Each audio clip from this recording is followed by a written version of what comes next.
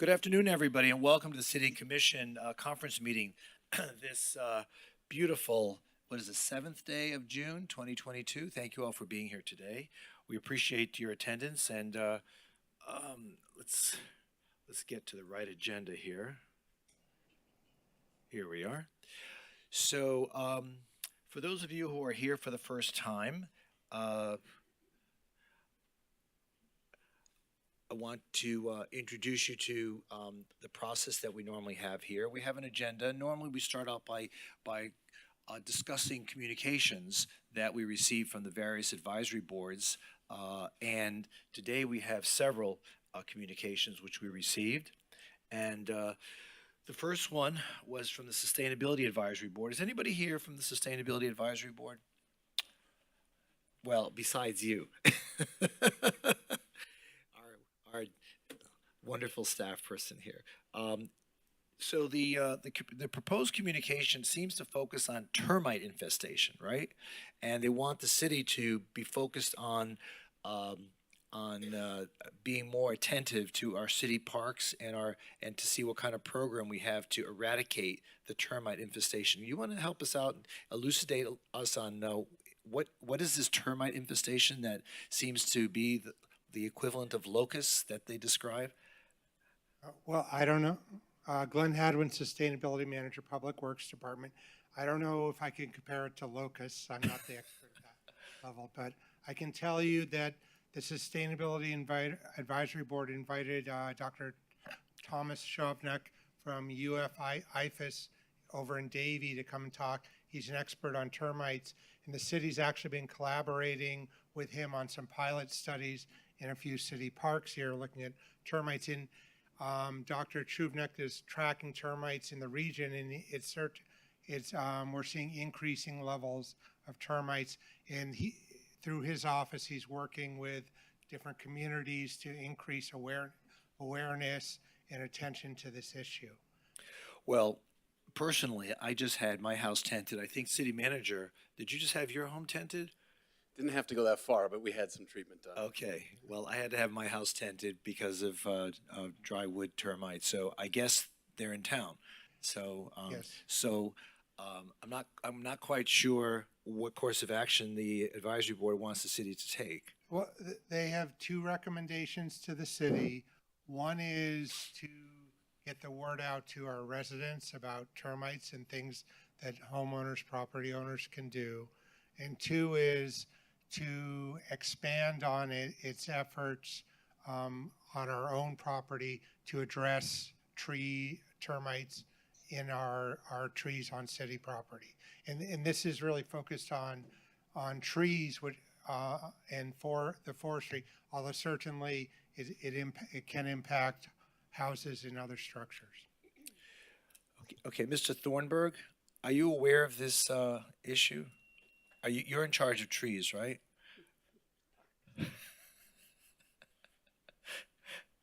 Mayor, can I give a comment while Phil's coming up? Yes, please do. So I had my house tented also recently. I think every 10 years we have to in South Florida, but I was also in Costa Rica recently.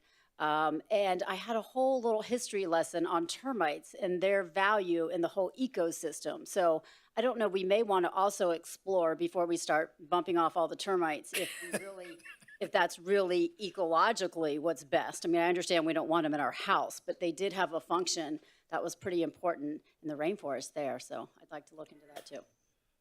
So yeah, Mayor, so I guess I can address some of it.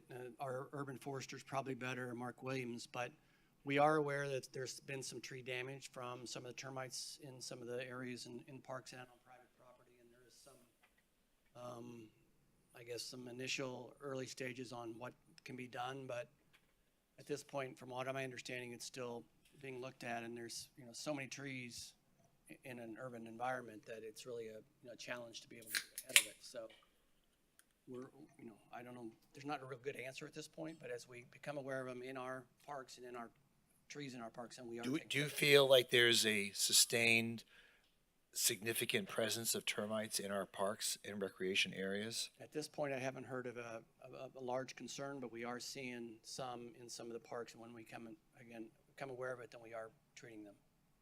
And as you become aware of them, you respond, correct? That's correct. Okay, all right, As always.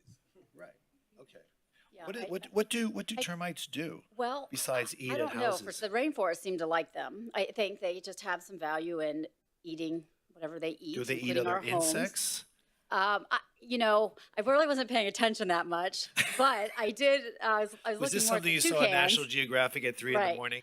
But I do know, and maybe Dr. Gassman, may have some input. I think we also just need to study if there is value for them, because like I said, they really like them, and they kind of were explaining what part of the whole, like I said, ecosystem, and what they did. I really just don't remember what it was.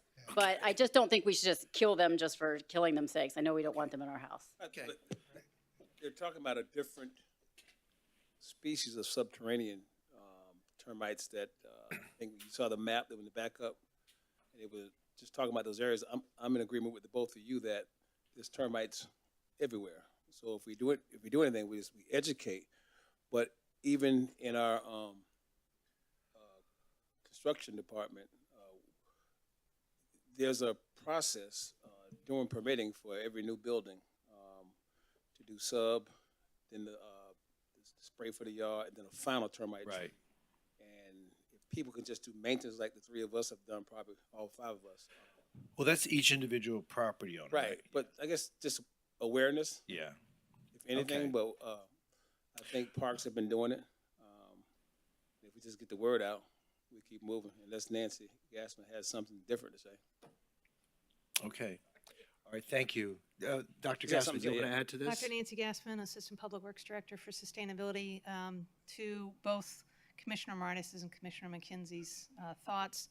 The termites that they're currently concerned about are a different species that are really creating an infestation in the southeast Florida area, and they are attacking trees specifically.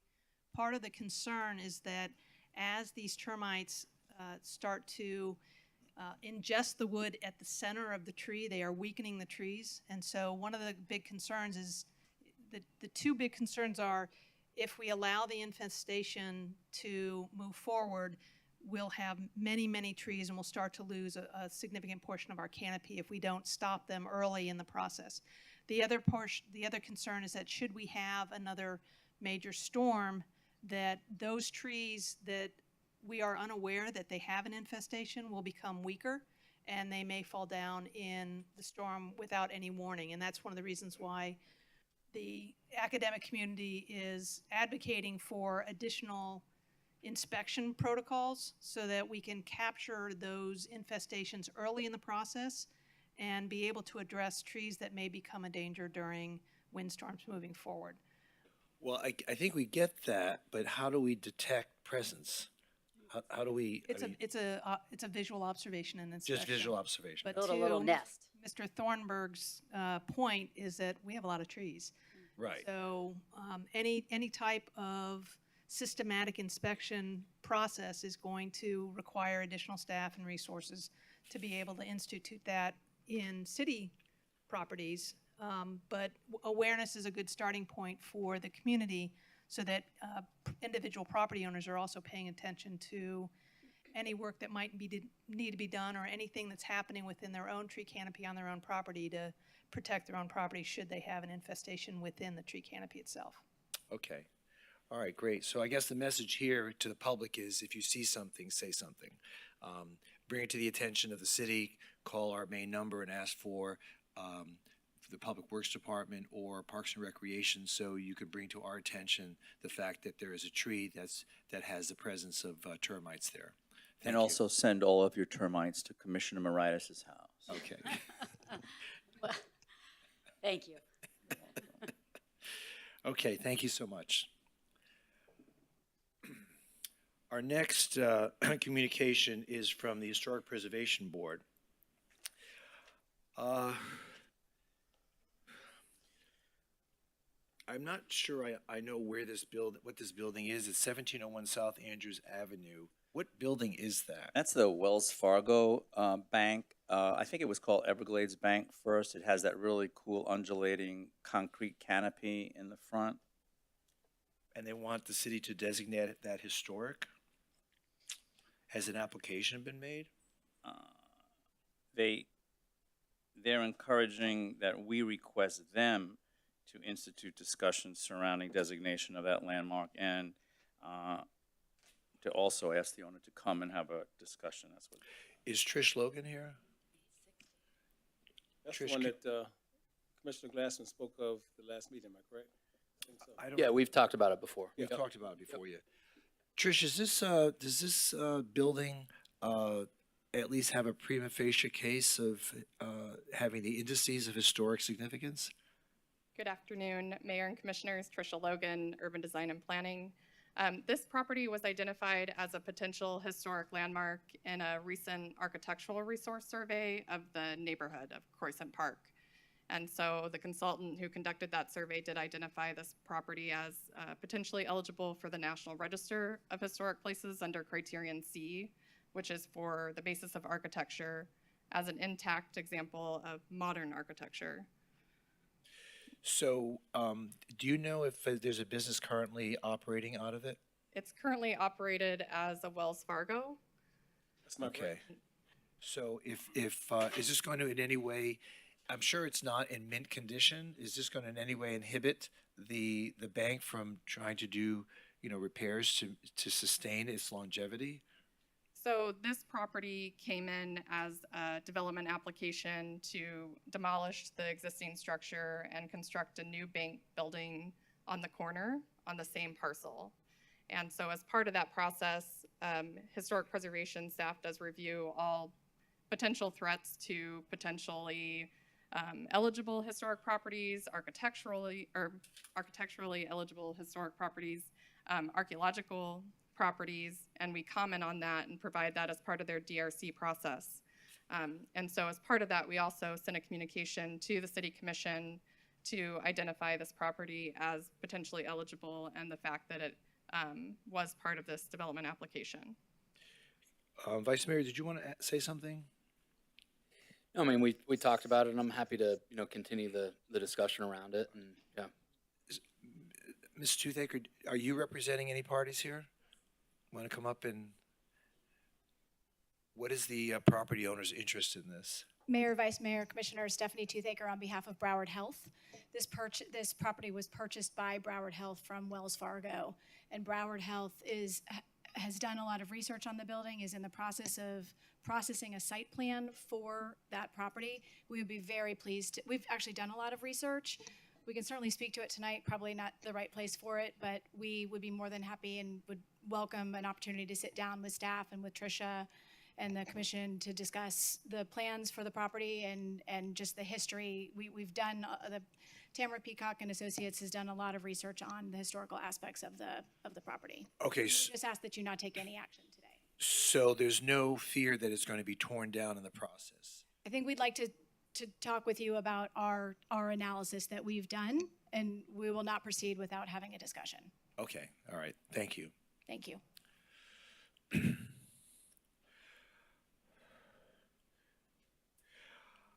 Okay, our third communication is from the Marine Advisory Board. This is concerning I'm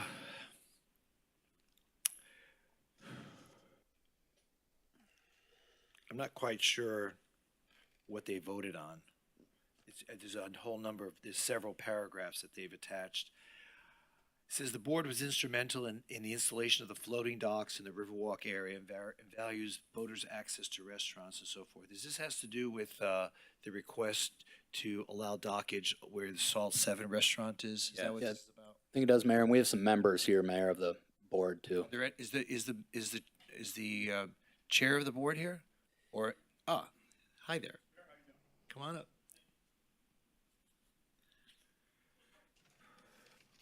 How are you? I'm well, Mayor. How you been? Good.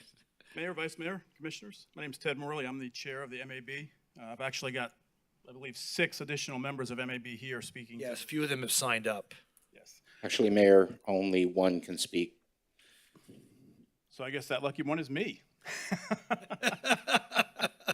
Excellent. Make it good. That's why you hired me, right? So this particular project goes back with MAB back into 2015, 2016 with the original permit for this property when it was the Riverwalk walkway, pedestrian walkway. The concerns then are the same concerns as they have now. And the MAB has had numerous discussions, numerous meetings, tons of members of the public have come to them. The MIASF has come and talked about it at length. The concern is the ongoing congestion of the New River, safety of navigation, freedom of access, and freedom of navigation and trade along the New River. So the primary concern of MAB right now is that this project back in 2016 was originally permitted under the condition that the walkway would never have dockage on it and would in fact have 3,700 linear feet of safety railing and signs that said no mooring. Heretofore, those railings and signs have not been put up. We've had a lot of issues and near accidents with vessels in transit because vessels are docked there illegally or improperly. The owner now is applying for, trying to get 4 slips there for additional dockage. And as a boater, I totally understand the need for additional docks around the county, the county and the city especially. But this particular area of the New River is very important to the commercial trade of the New River. This is an area where, as you know, up and down the New River, it's very congested. There's very few spots where 2 vessels can pass successfully and safely. And also because of the bridges, train bridges, and et cetera, the commercial towboats have to hold commercial traffic there as a staging area while those bridges are cleared and open. Putting docks there would actually inhibit that and would actually inhibit trade up and down the river. And our opinion is it would also increase the likelihood for accidents and all of that. It would also decrease access from the public to the pedestrian walkway, because now we have a select few docks there instead of a pedestrian walkway that's open to all citizens. So who was responsible for putting up those, that infrastructure that you said never was done? That infrastructure was part of the original permitting by the original processes required by the city back then. So Right. That's something that building can look at and see if it's the landowner that's at fault here or not. I don't have the information with me. I wasn't on it maybe back in 15, so I don't have that knowledge. But Was it Riverwalk? it was it was the Riverwalk pedestrian walkway. Right, but and- was it the Riverwalk Association that was responsible for putting that up? Yeah, I don't have the information. I was Because when we extended the Riverwalk to the landing, what's it called? Laura Ward Landing. it's a mouthful. That was when Stranahan House said we didn't want it attached to our property. They Right. wanted it separated. So that kind of that created a pinch point now as you navigate around the bend there. So it took away several feet, which is significant, right? Significant. So I'm thinking that's what really caused the problem. Yeah. But now Salt 7, which conducts business right next door, is thinking that they could add to their business if they're allowed to have patrons, come up to their restaurant by boat, like a lot of restaurants do in the city. But I think the Marine Advisory Board has taken the opinion that that would be dangerous because it will narrow that point even more. Is that what you're telling us today? Correct. Yeah, we have actually unanimous agreement on that as a board, that it represents an unsafe condition and potentially dangerous condition should those slips be put in there. Okay. Anyone have any questions of Ted, the chair of the Marine Advisory Board, who speaks on behalf of everyone? Mayor, yeah, I'd jump in. So thanks, Ted, and thanks, Jimmy and Marine Advisory Board. I think, this matters, that opinion matters. Chris, can you tell us, I know you've been looking at this, or there's multiple people that just give us an update where this stands. Yes, we've been looking at it for a while and been working with the business as well as the Marine Industries Association. I think, and also our Parks and Recreation Department, I think there's some opportunities as some leases come up and due later this year, that there's some shuffling around of vessels on the New River that can occur that might be able to accommodate all of the interests over there. So we're still working on that. There's some vessels there that candidly could just disappear, and that would be okay. Then with a little bit of movement, I think we can accommodate most, if not all, of everybody's needs and desires without having to have any dockage on that seawall. Okay, and still, you think keep free and clear the area we're talking about? That's correct. Yeah, I said just we're all pulling in the same direction, and I think sometimes there's not a good solution, and you just have to realize that somebody's going to be unhappy. In this case, I think there is a good solution. Okay, okay, great. So we'll just stay in touch on it. Great. Thanks. There is one thing in the communication that I think the city attorney and I need to address, just to the board and to the commission is there was some reference to speaking individually with the Florida Inland Navigation District. I believe it was fine that, and the board can't do that. So Understood, absolutely. just on the front end, no individual communication with outside entities on behalf of the city. Sure, absolutely. I don't think that was ever the intention. I think people that were speaking as private citizens and residents of the New River community, sir. Great. Thanks, Ted. Appreciate it. Thanks, Mayor. I think we're in Thank you. So, all good right, shape. so, having said that, where do you think there's a solution here? You know, you guys know the waterways better than anybody. Is there a solution here for any business in that area to be able to accommodate boaters? Well, I think as Chris mentioned, there are some opportunities there as leases come up that we can shuffle things around. You know, as you've all seen, the size of vessels transiting the New River is increasing. It's getting bigger and bigger and You bigger. noticed? Which is great for our local economy. You know, that industry is 121,000 jobs in Broward County. It's $10 billion a year in revenue. That's a huge industry that we have to be very careful and cautious of. I think, you know, working with Chris and Parks and Recs, I think there are some solutions that MAB will certainly be part of and look at and try to find a solution that keeps freedom of navigation open, freedom of access open, but also satisfies the needs of some of the business owners there on the river. So.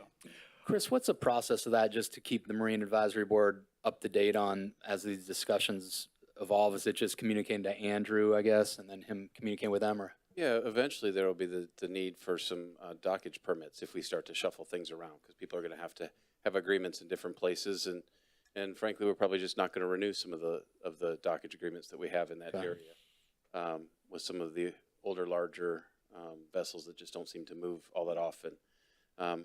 We'll all, at the end of all that, it'll have to come at some point. If it's an agreement, it'll even have to come to this commission. So there's going to be transparency in how it unfolds. Sure. Okay, great. Thanks.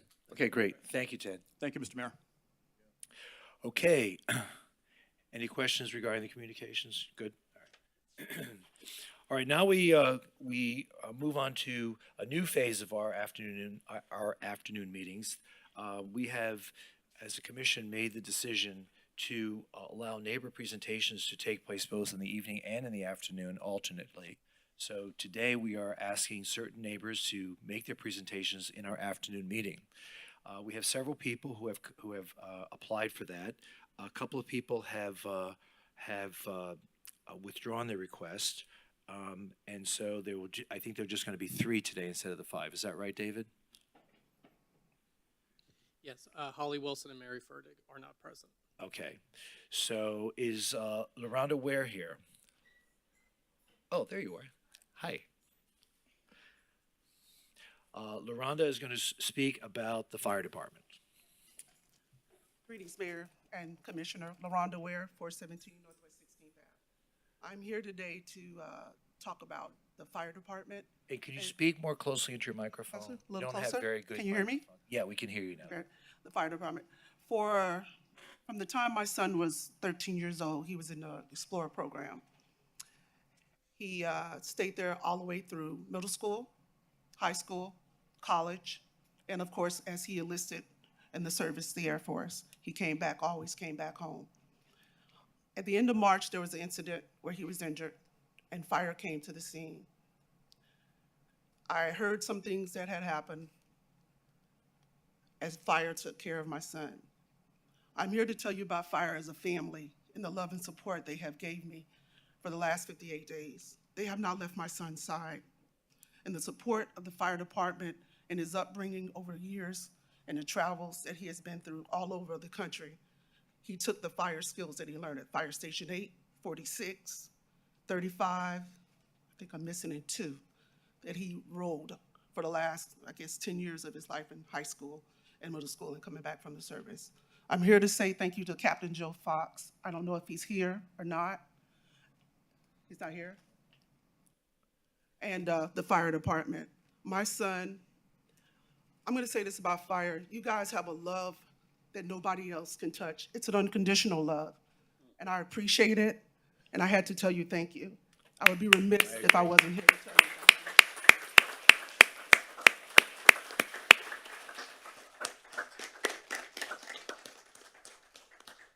It's a lot for me to be here, but I want to know I love you all, and thank you for taking care of my son from the time it was 13 and now, and you're still doing a great job. And anything you ever need of me, from the Ware family, we thank you. My sister's over there in the back, Charlotte, and we watched you guys for the last 57 days when he was in care. You guys never left him in the prayers from the chaplain. I truly appreciate the chaplain, visit him from time to time. And of course, Daddy Gene is what he calls Gene, pretty much from 35, has taken care of him. I want to say thank you, boys, and thank you so much, and ladies, thank you. I truly appreciate it. Thank you.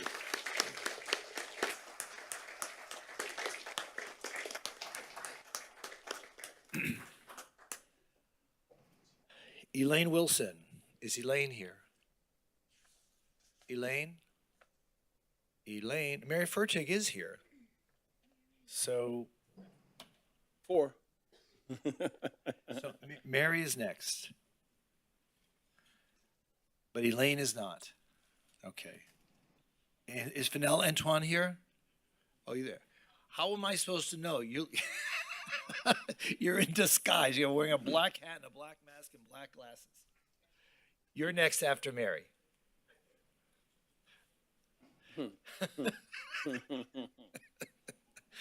Fennell.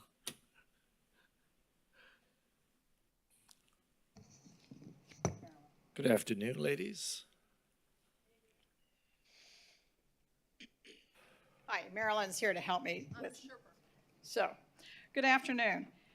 In 2004, paper article, the citizens of Fort Lauderdale passed a charter change intended to protect the city's parks.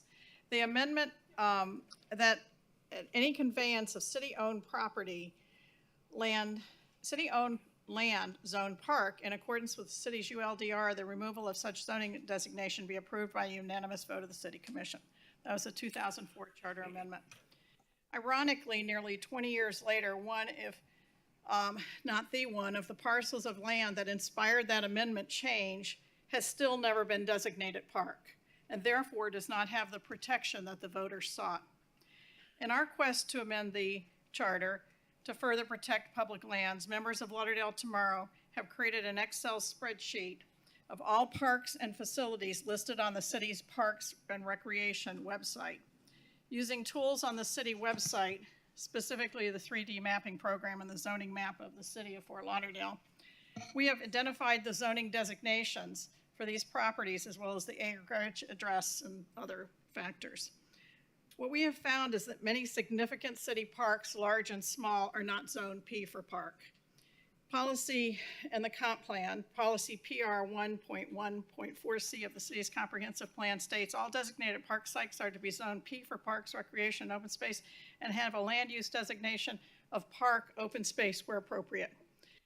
Policy PR 1.1.4D states no parkland shall be diverted to other uses except in instances of overriding public interest. What are some of the parks and public spaces? And there are a lot. Hardy Park was one of the chief motivators of this 2004 charter amendment drive by the public, along with Southside School, which was acquired about that time. And it is not zoned, neither of them is zoned P. Los Olas Oceanside Park, the Beach Community Center, Lockhart Park, Fort Lauderdale Stadium, Heinzinger Park, Bouvier Park, Sistrunk Park, Shirley Small Park, Stranahan Park. I could go on and on and on because we have done this in an Excel spreadsheet. But while we're going to hand out a few examples because we've also put them into a PowerPoint, and I'm going to run out of time, so I just won't show you all this. While we were working on this project, we cannot guarantee its information is 100% due to the dated material on your website. The zoning map is from 2018 and other constrictions.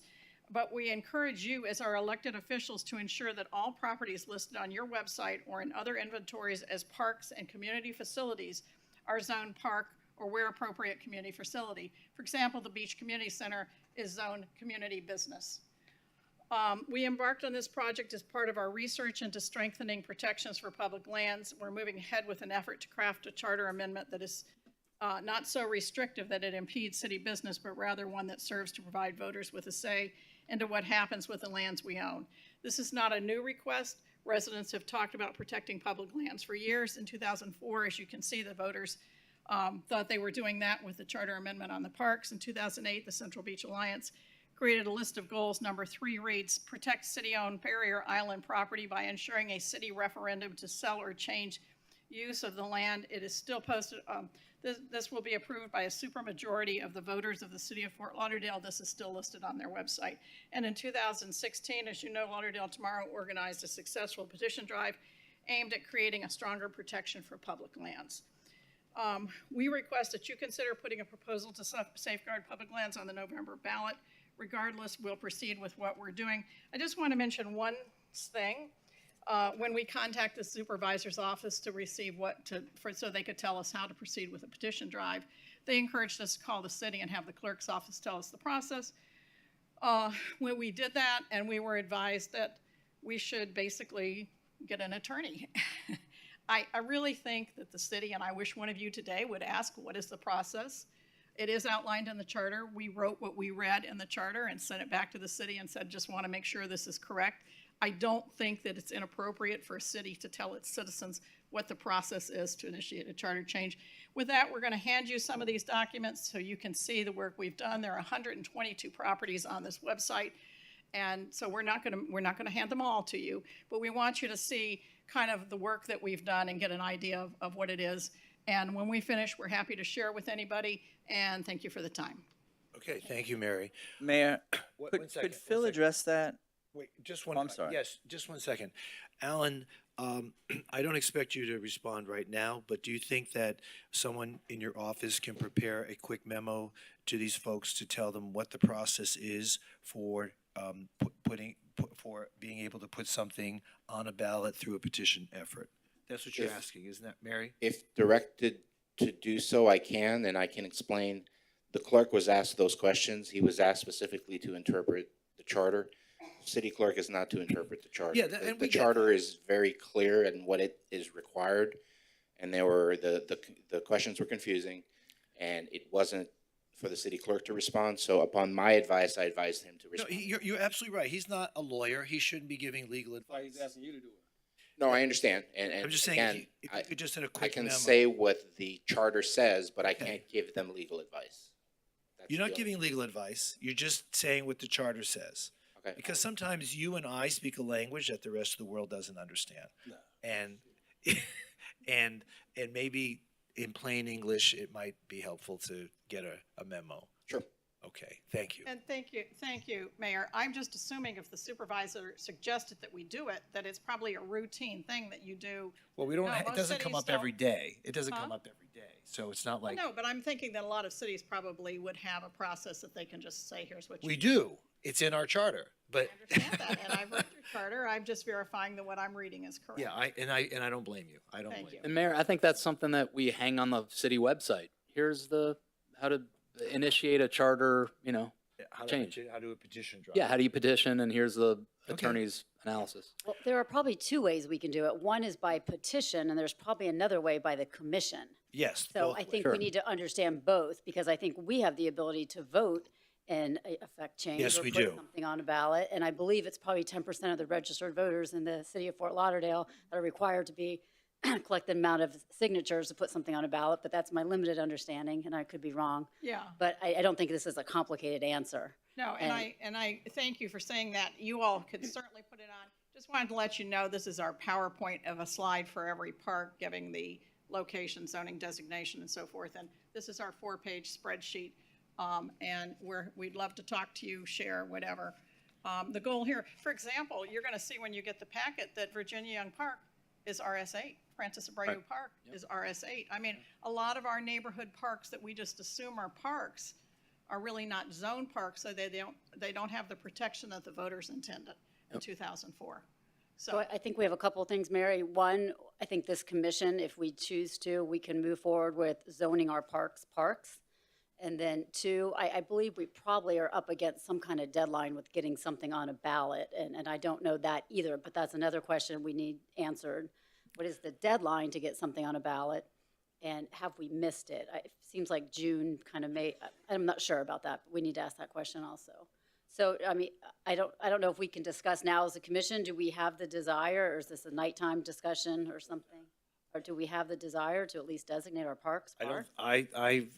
I would first like the city attorney to come back with his quick memo so that they're at least understanding what it takes for the citizens to put something on a ballot. Yeah. I know this commission has considered amongst themselves the possibility of voting whether or not to put something on the ballot. I know we have that authority to do so, but are you asking that we now take up a question of whether or not to put a specific matter on the ballot this November? Is that what you're asking? No, I think there are two different issues. I think one issue is we have parks that are being used as parks, but they're not designated as parks. So we call them open space. Well, community business is an open space. That means you can tear down the beach community center and put a business there. Right. So I think we should designate whatever we are using currently as parks, parks. And I believe Mary's question is, once we have something designated a park, then I think the ballot initiative would be undoing that designation or changing it. What No, language are you? Thank you. referring to? Yeah. Actually, you can rezone your parks. I mean, that's just a process you go Sure, that's through. not a And vote. that is not the ballot. We got into this because we wanted to see, what public lands were, and we were looking at the 2004 charter amendment. So I believe Planning and Zoning asked you to do this very thing for the downtown parks last October. But that's a zoning issue. We're looking for probably a little bit broader issue of protecting public lands, and in doing that, we're looking back at what people have done before. So, and as I said, we don't want to be too restrictive. Y'all have been great in offering resources to help us craft something, so I'm just asking you to go to the next step and put it on yourself. Mayor, here's a thought, I think it's worthwhile to really explore this. I think maybe it falls best under the Parks and Rec Advisory Board to work with the neighbors to, dig into this a little bit from a staff perspective. And then if we could get maybe analysis from staff and Parks and Rec discussion. I think we did. That could be helpful. I think we did get some communication. Maybe, Mary, is that what you're referring to? Didn't we have communication from the Parks Board about You had a zoning our parks? You had a communication from the Planning and Zoning Board. Planning and Yeah, I think it was Planning and It was Zoning. September or October about downtown parks. But I will tell you, I was shocked when I looked at these and Right. saw some of, it's not always the big pieces, it's the little pieces that a neighborhood relies on. And that is not, it really, actually, we think it's a park. I mean, I worked on South Side for years. I thought South Side was a park, but guess what? It's not. So, I just think whether it's a large piece or a small piece, if we're counting it towards what the comp plan's vision is of having so much open space, we zone it park or community facility, and then it falls under the protections of the charter, which is what the voters intended in 2004. So I Mayor, think, can we hear from Phil on that? I'm sorry? May we hear from Phil on why so many of these are not designated Yeah, parks? why don't you step forward, Phil, if you could? And before he gets to that, I just wanted to clear up, we're conflating two issues. There's two processes under the charter. There's one which, if you recall, when we went through the process with AHF, there's a provision in there with petitions that can compel you, if you don't choose to do it on your own volition, to pass an ordinance to the effect that the proposer wants. And then there's a process to that where we're submitted a particular draft. There has to be 1,000 verified signatures. I have to issue an opinion on the validity of it, so on and so forth, and it goes through a process. There's also a process about putting on a referendum or calling for an election on a particular issue. That's a completely separate process under the charter. So we're sort of talking about two things at once. Okay, so I think, Phil, as you step up forward, I think that the vice mayor's suggestion makes a lot of sense. It should come through the Parks and Recreation Board to see how they would want us to approach this. But Phil, do you have any thoughts on this? Yeah, a couple, Mayor. First, Anthony probably should speak to this. So back in '06 or '07, there was we looked at this, or DSD looked at it, and he can respond to that. And then, as you know, this commission discussed this again not too long ago, and we as staff brought forward, I think there's 12 now that are in Anthony's shop along with my shop to rezone 12, and we're doing them in blocks. So there was some, and if we can get the list, we can make sure that what Mary has and what we have are match up. And but we are moving in that direction, and there is a process to it, and we are moving that way. But Anthony can probably speak to some history on this as well. Okay. You said blocks of 12, Phil, and what kind of list are you working on with the blocks of 12? It was a list that we had and working on what we thought would be priority parks, as well as what we needed.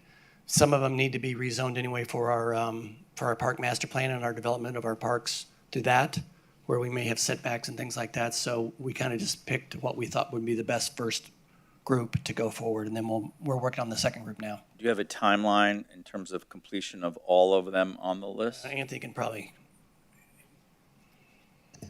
Good afternoon, Commissioner Anthony Fajardo. We don't have a timeline right now. I can check with staff and see where we are with it, but you have to look at each park. You know, we did have that one issue with one of the greenways, and there were some ownership issues there, so we have to go through everything and make sure that what we're doing is correct.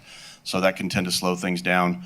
And just to talk about a little bit of the history that Phil had referenced, there was an effort in, I believe, 2006, 7, 8. I can't remember the exact year, but it was around that time when Broward County had given the city several parks and some open space, and we went through an effort to kind of clean it all up then for the properties that they conveyed to us.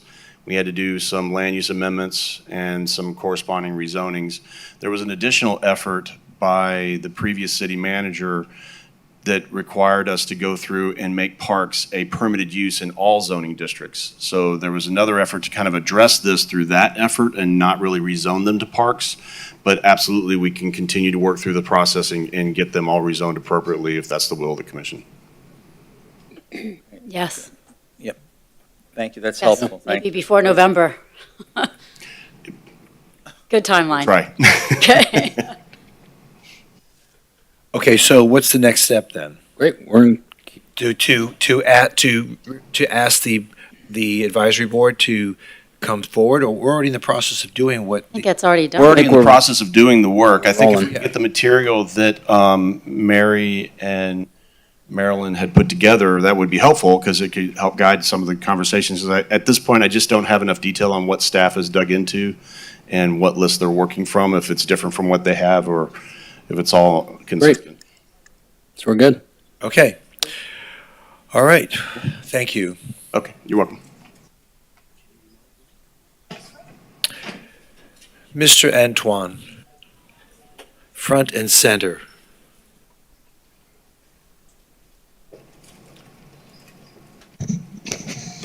Look like I'm too tall for this one. I don't know. You're good. Good afternoon, Mayor. Good afternoon, Commissioner, and everyone. Thank you for giving me this opportunity to be here today. What I'm here for, sometimes I'm thinking about what is going on in this city, Fort Lauderdale. It's a lot, but I have a minimum today. What is going on to cause remove dispatch from city police department and first responding in the city? City of Lauderdale Police Department don't need associate on dispatch. They need to have their own dispatch. Fire Marshal of City of Lauderdale need to have their own dispatch all together. They don't need associated. They don't need socialism. That's an embarrassment. And City of Lauderdale have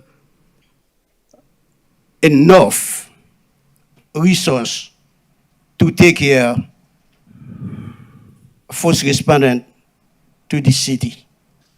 And I ask you all to take a look at it and make changes, because they used to have their own dispatch. Why do we have to remove them now? Nonsense. That's a shame, that's an embarrassment. We don't need this kind of embarrassment to be associated with somebody else. Because you never know when something might happen and then City Fund Lauderdale, first responders have to respond, and they don't have a chance to hear it. That is not make sense. And be careful, know what you're doing, and all city residents will be appreciated. And thank you all. Okay, thank you. So just a clarification, so right now, Chris, correct me if I'm wrong on this, but right now, dispatches goes through the county. And so if I'm hearing you right, you're saying you'd like Fort Lauderdale to do it themselves. They used to be on their own. Why It they used to not be on their their own right now? And you're saying you should move it from the county to our own. Is that what you're saying? That's correct. Yeah, okay, great, thank you.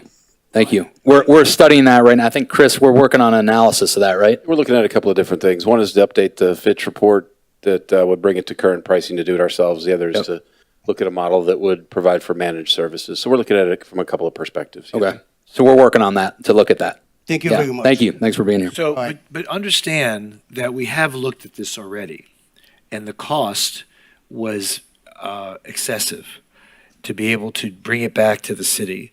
But there are reasons that suggest that maybe those costs can be reduced. So we're looking at it again, because there's a problem with taking it back.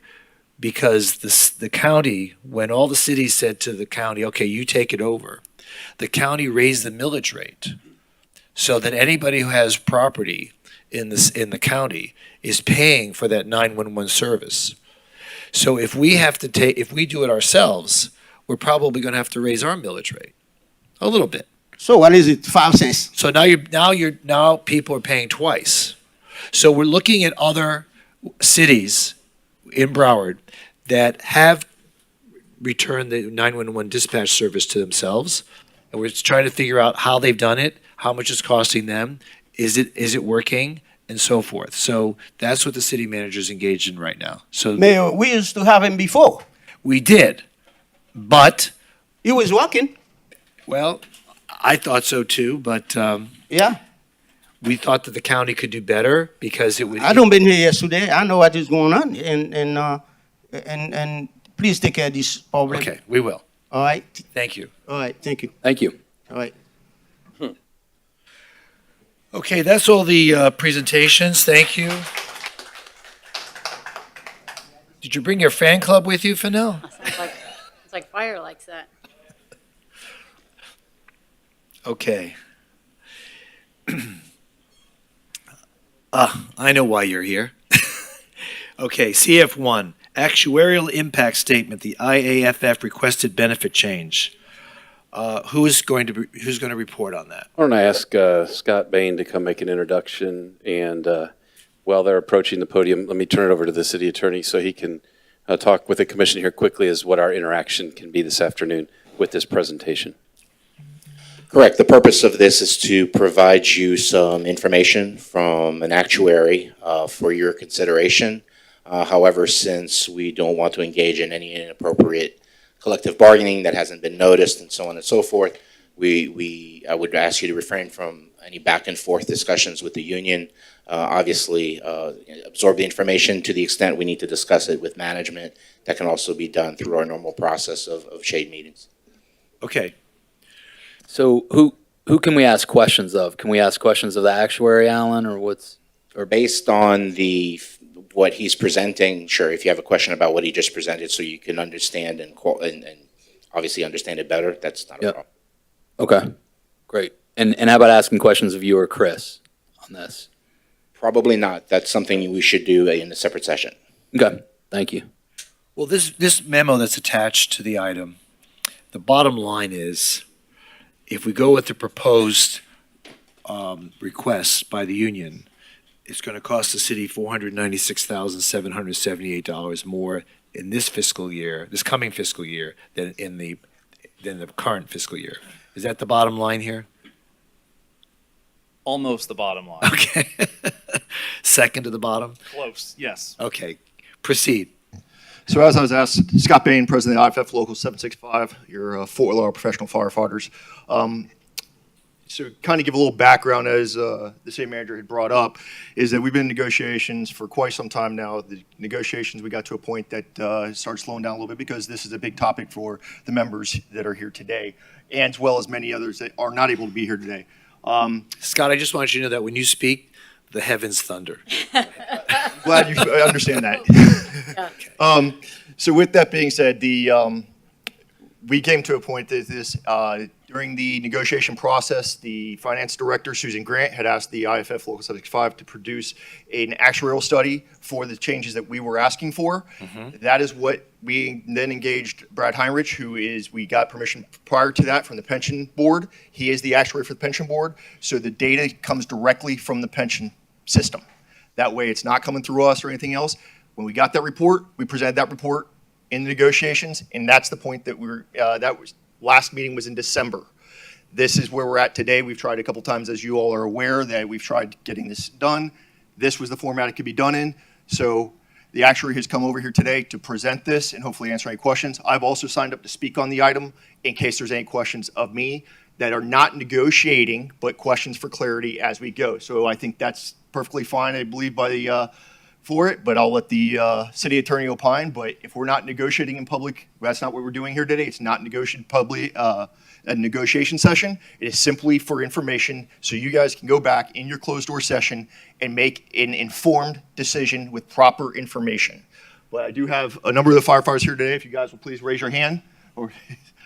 These are your firefighters that work every single day through this COVID time, that has worked through it. You had presentations earlier today. They're out here for the community in dedicated service. They come in here and they do 32 years is the maximum time that we generally will spend in this city working for the citizens. And I want to make sure that's clear, because the pension is the key item when we leave here to continue that livelihood. So with no further ado, Brad Heinrich from Foster.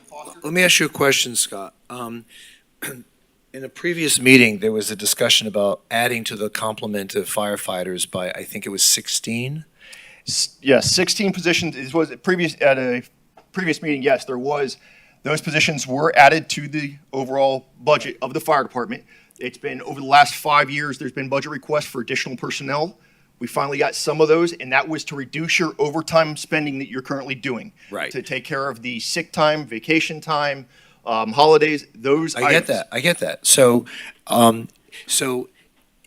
the numbers that we see here in the memo inclusive of the compensation that would be attributable to all the members of the firefighters, inclusive of the 16? Yes, you have a tier 1 and tier 2 system within our pension system. As of 2014, that went to a tier 2 system, which is lower benefits. All members part of that system pay the same amount into the pension system. They pay 10% of their salary goes into the pension system, regardless if they're tier 1 or tier 2, and regardless of their benefit level. Okay, so I remember when we tried to find money for those 16 previously, we had to forego buying certain equipment, and we're not contemplating that here in order to fund the gap. This is coming out of general revenue, right? You know what I'm saying? I think I do. This is part of our negotiation process related to a new employment contract. So the answer to your question is yes, the budget's always a give and take. And if we decide to use dollars in certain ways in the general fund, that means we don't get to use them other ways. So in order to find money, yes, in the general fund, we have to find money. Well, the reason why I bring this up, from it something else. says current. See at the bottom of page 1, it says current city's required contribution, 20,623,000, right? See that column number 2? I'm opening it now. Okay. Okay, I'm with you. So 20,623,223. Does that include the forbearance of the purchase of that equipment in order to be able to have the money to achieve 20,623,000? You know what I'm asking? I do, And is that is the 496,000 the real number there? Or is it much more? Well, we've mentioned that 496,000 is the right number there, but there's also then the likelihood, so I don't want to lead the commission to think that it stops at 496,000. And that's some of the discussion that we've had, because this would be something that would likely be sought and negotiated in our other bargaining agreements as well. So. Okay, so that's what you meant by it's not really the bottom line? That's part of the reason, yes. Okay, but do you understand the question I'm asking? Because Can I? in order to fund the gap for the 16 extra firefighters, it was recommended by the vice mayor at the time, and the commission agreed to it. What's going on? He's pulling Going to pull up the memo, just so. Okay. Yeah. Go ahead, ma'am. Mayor, let me make something clear, that one isn't part of the other. And when you talk about forbearance of equipment, there was no forbearance of equipment. It was simply how we financed the equipment that we purchased that was still needed. We didn't not get any equipment that we needed.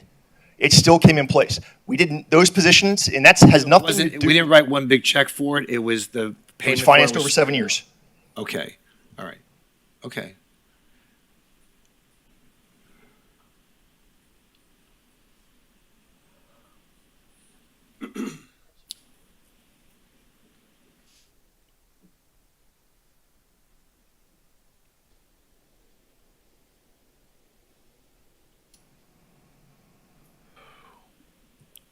What are we doing here? I think I can. Okay, so what, all right, continue with your presentation. Let me give this a shot. Yes. Okay. Mr. Mayor, Vice Mayor, Commissioners, my name is Brad Heinrichs. I'm the president of Foster & Foster Consulting Actuaries. And as Mr. Bain mentioned, I am the actuary for the Pension Board of Trustees. Our primary job there is to tell the pension board what the annual funding requirements need to be to have an actuarially sound pension fund. When the board approves our actuarial valuation, then effectively the pension bill is sent over to the city. As Scott mentioned, when the collective bargaining parties negotiate, from time to time they want to involve pension in their negotiations. And from time to time, and it's happened here and in other places, the city or the union will ask for the impact or the actuarial impact of making changes to the pension program. And so they borrow the board's actuary to run a financial analysis of of the impact of whatever changes they're looking to negotiate. And that's what's happened here. Now, one of the things you got to keep in mind about all of this is that starting in October of 2014, you created a two-tier system, okay? And such that everybody, all firefighters that were hired after October 1, 2014, were to get it, we're going to be getting, see, it happens for an actuary too, right? Not just firefighters. I was jealous there for a little bit. Just trying to keep you honest. There you go. There you go. So all firefighters hired after October 1, 2014 get a different tier of benefits for their retirement program versus those that were hired prior to that time, okay? And that's the tier, the second tier, or tier 2 that Scott was mentioning. So just to briefly tell you what those differences are, first of all, when someone goes to retire under tier 1, their average final compensation, and just so you remember, in a pension plan, it's usually a certain percentage of pay times years of service, a certain percentage of final average pay times years of service, and for tier 1, the averaging period is over a 2-year period. For tier 2, it's over a 5-year period. And you say, well, what difference does it make? Well, typically, if people get raises through the years, then a 2-year average, the final 2 years, will be a bigger number than if I average the final 5 years, as you might expect in general. Doesn't always happen that way, but in general it does. So you may retire with a larger pension, all things being equal, with a 2-year average versus 5. Secondarily, the benefit rate, okay, and I said it's a certain percentage of pay time service. For each year of service, a tier 1 member accrues 3.38% of their pay versus a tier 2 member, it's 3.0%, okay? And so, again, the firefighters are looking to make the tier 2 benefits the same as tier 1. And then finally, the form of payment that you get your pension. Under Tier 2, when I retire with whatever that benefit is, I get that benefit for as long as I live, but at the least 10 years. Okay, so if I die in the first 5 years, then my estate or spouse, if you will get my benefit for the rest of that 10-year period. For Tier 1 members, there is a free 60% joint and survivor annuity, which effectively means that that same benefit will be paid for as long as I live, or if I die first before my joint annuitant, 60% of that amount will continue for as long as he or she lives. Okay, so that tends to be a long, paying out that benefit for a longer period of time, which is it's a richer benefit. So those are the three main components. And then I guess also the maximum percentage of pay that you can get out of the plan for Tier 1 was 81%, but Tier 2 it's 75%. And so I think what the firefighters are looking to do is to remove or to restore the benefits for Tier 2 to the Tier 1 benefits, so that every firefighter in the plan gets the same level of benefits. So why was it changed back in 2014? Well, I'll tell you.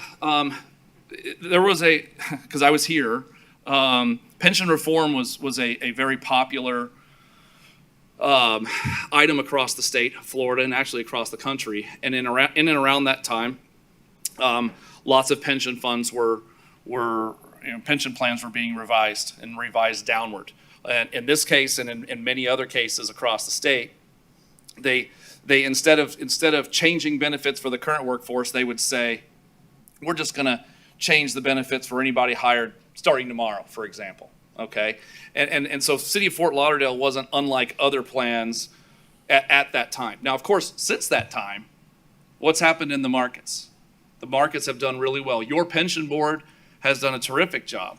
You guys should be proud. Your plan is almost 100% funded. Well, don't we have a huge debt though? It's you once did, but it's being wilted away. In fact, I think the unfunded liability now on a market value basis is around 30 million or so. So it used to be in the hundreds. 300 million. Yeah, and so it has really So it's now down to 30. And interestingly enough, right now we're sitting on a $68 million of unrecognized investment gains that will be flowing into the system over the next 5 years to further lower the city's funding requirements, which I know the board is really proud of. And even still, one last thing that I think is really good news for you guys is that there's some part of that unfunded liability is going to be paid off over the next 2.5 years, 2.25 years. And so the city's funding requirements, all things being equal, forget about the investment gains and whatnot, are going to go down. The funding requirements are going to go down by about $2.6 million over the next 3 years. That's exciting. But not this year. But not this year. And so I want to explain one more thing that kind of gets to your almost question, okay? So when I said that the cost was, I'll call it $500,000, right, for just rounded, all right? So what that's doing is that's taking everybody in the fund that is a Tier 2 person and giving them the Tier 1 benefits, okay? Well, about a third of the overall workforce now, third of all of the entire fire department is in Tier 2. And I'm being general here. Okay. Okay? Well, obviously, the higher the percentage of Tier 2 that is the fire department, the more that costs, right? So I think when the city might have been saying in negotiations, and I'm just guessing, well, that $500,000 is going to continue to go up over time. They're right, because if more and more of the fire department was Tier 2, then the cost to turn them all Tier 1 goes up. All right? And so what I want everybody to understand is that, and I did some math here, if the entire fire department was Tier 2, all right? So that means probably 15, 20 years from now, all right? Because remember, it's everybody hired after 10/1/2014, okay? So if the entire fire department was Tier 2, and then we turned them into Tier 1, that cost would be about 5.3% of pay on an annual basis. Okay? Which is about $1.6 million in today's dollars. All right? Not 500,000. All right? Now, understand that the 500,000 represents about 1.5% of pay in today's dollars with firefighter pay. So we're kind of, if we're doing it now, it only costs us 1.5% of pay next year, but the overall impact of this as tier 1 people retire and tier 2 people are hired, or new people come in, that overall cost of having them in tier 1 versus if we were hiring them in tier 2 goes up. And ultimately, it's about a 5.3% of payroll costs at the end when everybody is tier 2. Did that make sense to everybody? Well, I get where you're going, but as as time goes on, the pool of tier 2 employees will continue to expand. That's exactly what I'm and saying. And the tier 1 will shrink. Yes, Right. that's the point. The point That's is, the point. So but if tier 2 benefits are less than tier 1 benefits, why is it costing us more? why is it going to go up? Why would it cost us more? Well, it'll cost you more because think about it this way. If we had, say we had 2/3 of the plan of the firefighters right now were tier 2, okay, instead of 1/3. Well, the cost to make them all tier 1, richer benefits, it's going to cost twice as much in general, right? That's if we convert. If we convert them to tier 1. Right. Yeah, But if we don't convert, if we don't convert, then it saves the city money by keeping the benefit structure at tier 2. That is correct. Okay. That is absolutely correct. Well, also if we convert now, the number of tier 2 people will never be higher than it is now. In other words, it will continue to shrink going forward that you're converting. If we convert them the way I think they want this converted, there will not be a tier 2 anymore. They will all be tier 1. Right, but so the conversion though, I think, correct me if I'm wrong, the conversion is paid on there's an annual impact of that. Is that right? Yes, they're Exactly. but it's retroactive. So if I was hired on 1/1/2015, so I'm tier 2, Right. and on 1/1/2022, I have 7 years of service at 3.0%. Well, if this is enacted, then it will be my 7 years of service will be at 3.38% instead of 3.0%.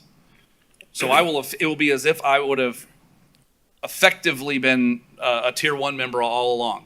And just so you know, then there's an increase in the unfunded liability of $1 million or so, and there'll be an increased cost. That increased cost is about $500,000 now, but it'll continue to grow as more tier 1 people leave and the more and more people that would have been tier 2 come into the system. Right, but if you... Vice Mayor, real quick before you keep going, can we just let him finish his presentation and then we'll take these questions into a session that's with us in the commission, because I can answer all these questions. Let's let him finish up and then we'll continue in the normal course, if that's... whatever you want. I think I'm pretty close to... Thought he's done. To the end here. I just want to make sure that, my goal is just to information share and make sure you guys understand, there's the next year impact, and then there's the impact that is the ultimate impact that over time will go from about 1.5% of pay up to about 5%. Well, would it ever be offset by the gains? Well, that's the good part. That's what I was trying to say, is that all of these gains that have come in since they made this change would wipe out the cost. So that's a really positive thing to consider. So shouldn't it decrease over time, the cost, the annual cost? When you say will it decrease? Yeah. Well, Due to the gains and the... Well, the gain, if I'm considering the gains as part of this, the gains are going to drive the cost way down. Right. Okay? And that's going to probably more than offset the increase in cost if we were to improve the benefits. Right. Now, if we didn't improve the benefits, then the gains just drop the contribution rates even further. Yep.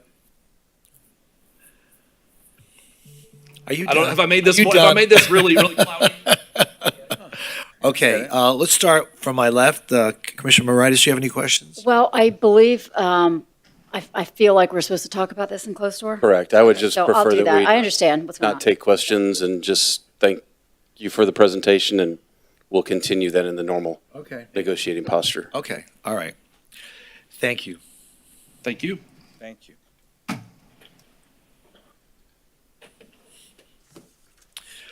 All right.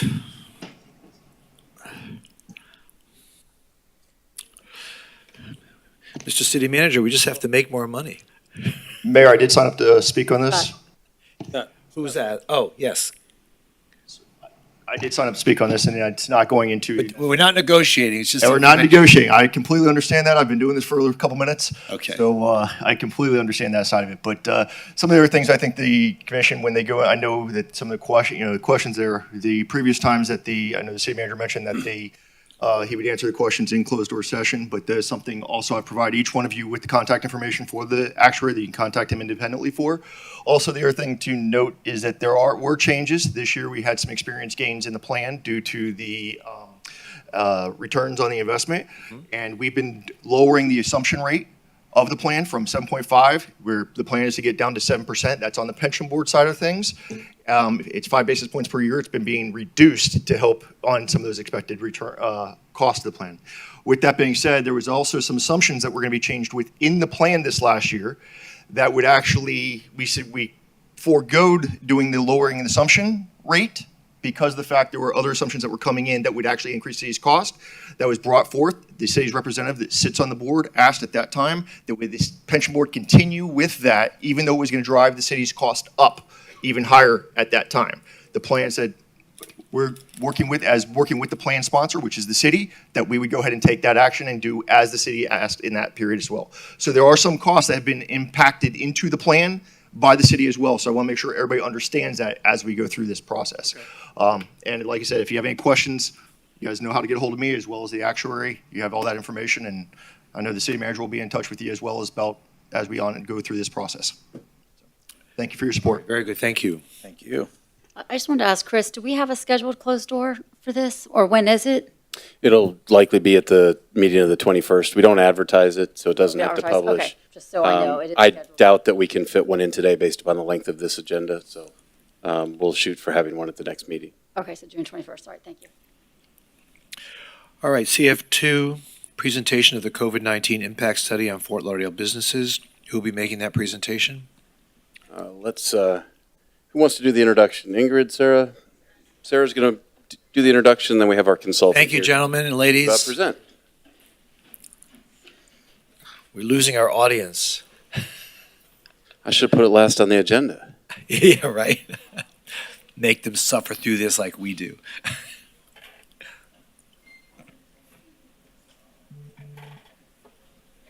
All right, so we'll have Sarah go ahead and make the introduction of this next item, and our consultant is here to present.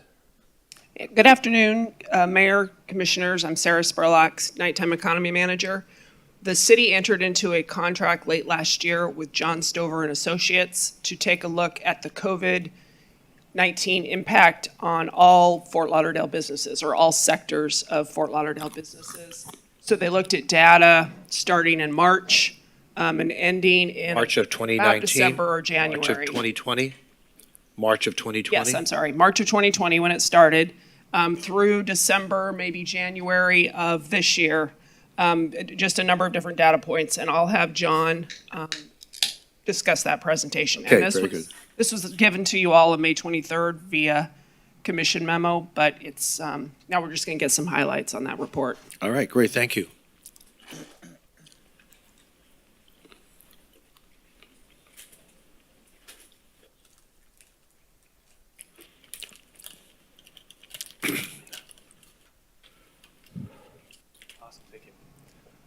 Well, thanks, Mr. Mayor, Vice Mayor, Commissioners. Hey, everybody.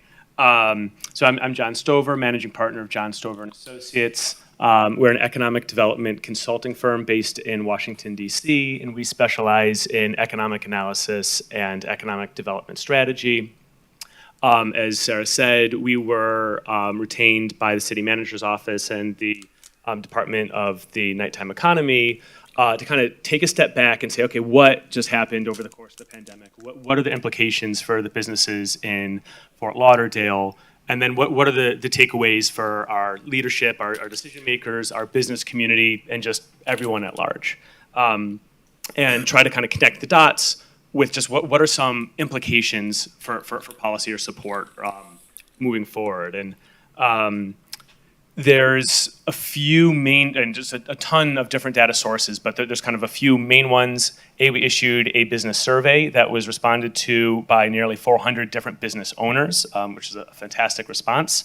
We conducted over 9 focus groups and quite a few one-on-one interviews.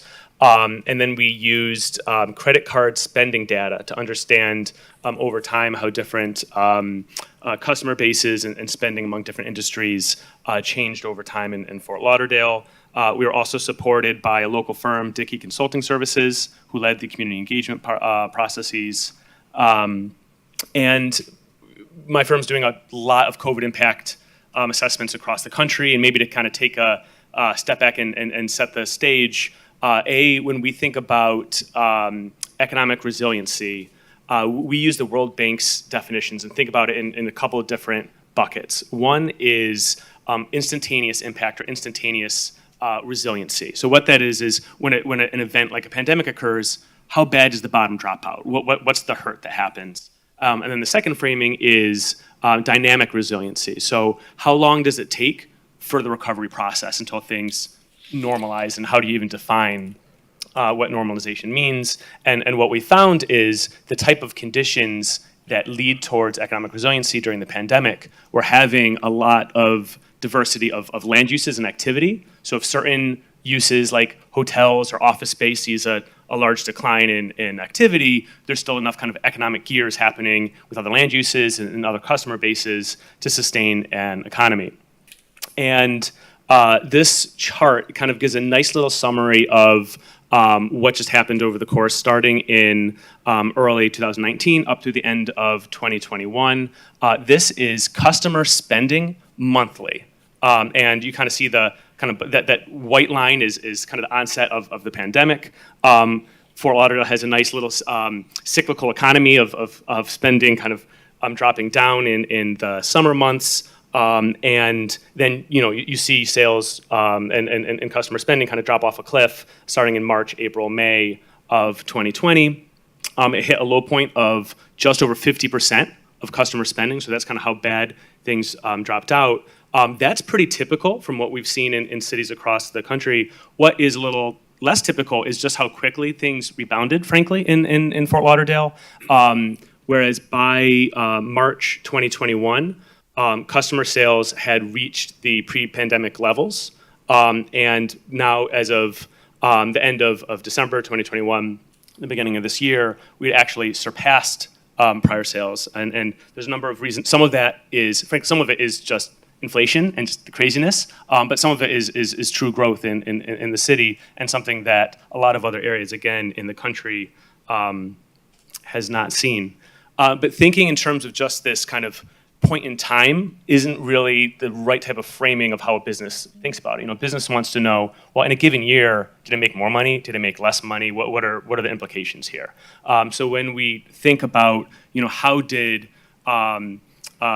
sales in 2020 compare with 2019, well, it really dropped down pretty significantly. It dropped about 19%. That's a loss of nearly $2 billion of less customer spending that occurred in our local economy. But then moving forward into 2021, it actually had already increased in the year of 2021 to about 10% over pre-pandemic levels again.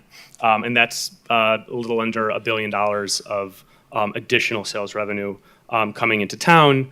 But again, that also tells a kind of overly broad story as to what's just happened in the economy, because we know there's winners and losers. Different industries fare differently.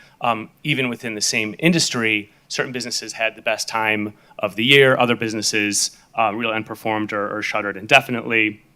So kind of taking a deeper dive of kind of looking into what happened to our businesses in Fort Lauderdale. About 2/3 of businesses either paused operations or significantly reduced operations over the course of the pandemic, and about a fifth, 20%, that's still the case. Nearly half, about 47% of businesses report that they haven't seen their sales regain pre-pandemic levels. But then you have also about a third that are right back there, and you have 20% that are doing better than ever. We also haven't kind of fully reached the level of employment from the kind of business owner's perspective that they had prior. And some of that is not due to businesses hurting, but due to the fact that folks just can't hire. And that's something that was, again, we're seeing across the country. You hear about it, but we have some really fantastic anecdotes about the lengths that businesses are going through just trying to retain their employees and hire, and it's no easy feat.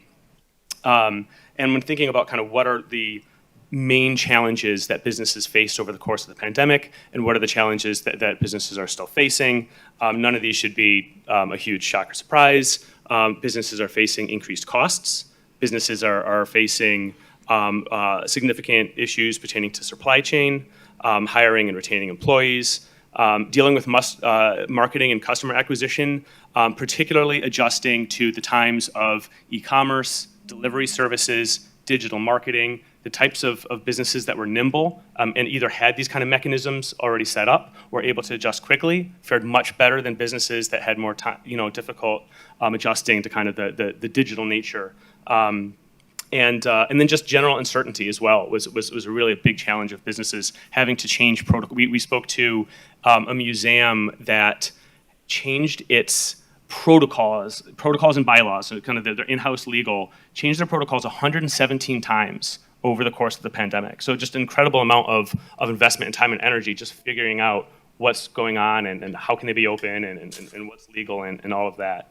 And then we looked into small businesses, so businesses with 15 or fewer employees, and found that they fared significantly worse than medium and large businesses.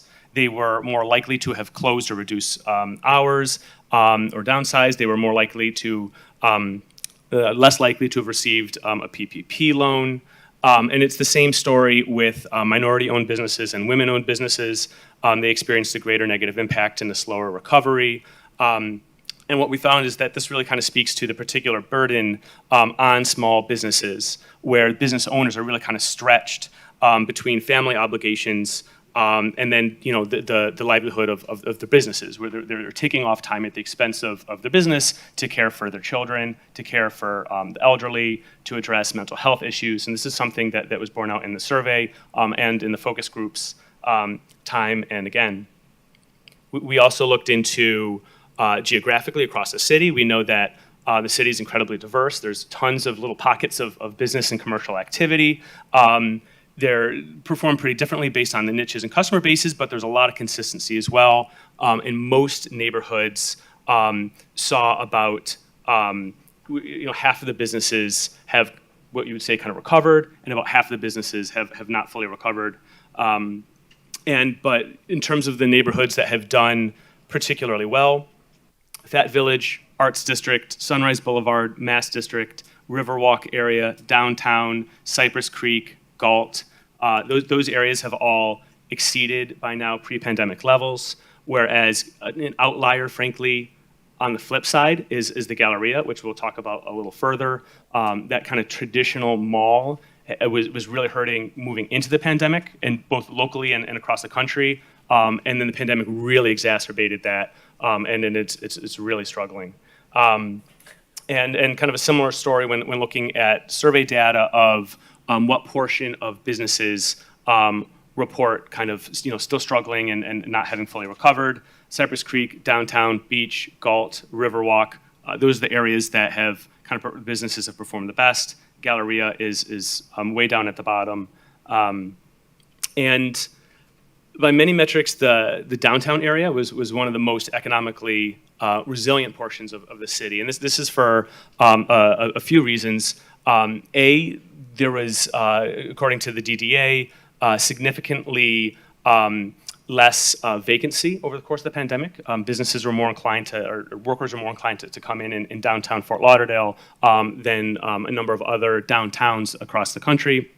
But I think a bigger part of the story was just the substantial growth that occurred regionally and especially downtown, whereas there was 19% population growth since the start of the pandemic, which is pretty remarkable. The kind of looking into the beach areas, so much of what defines the city, along with the marine industry, something really telling, and that it's part of the big story here, is that the businesses along the beach lost 60% of their international visitorship and spending that came from international, and yet, and this is as of year-end 2021. So that's even kind of with some recovery, and yet they're only down 2% on sales.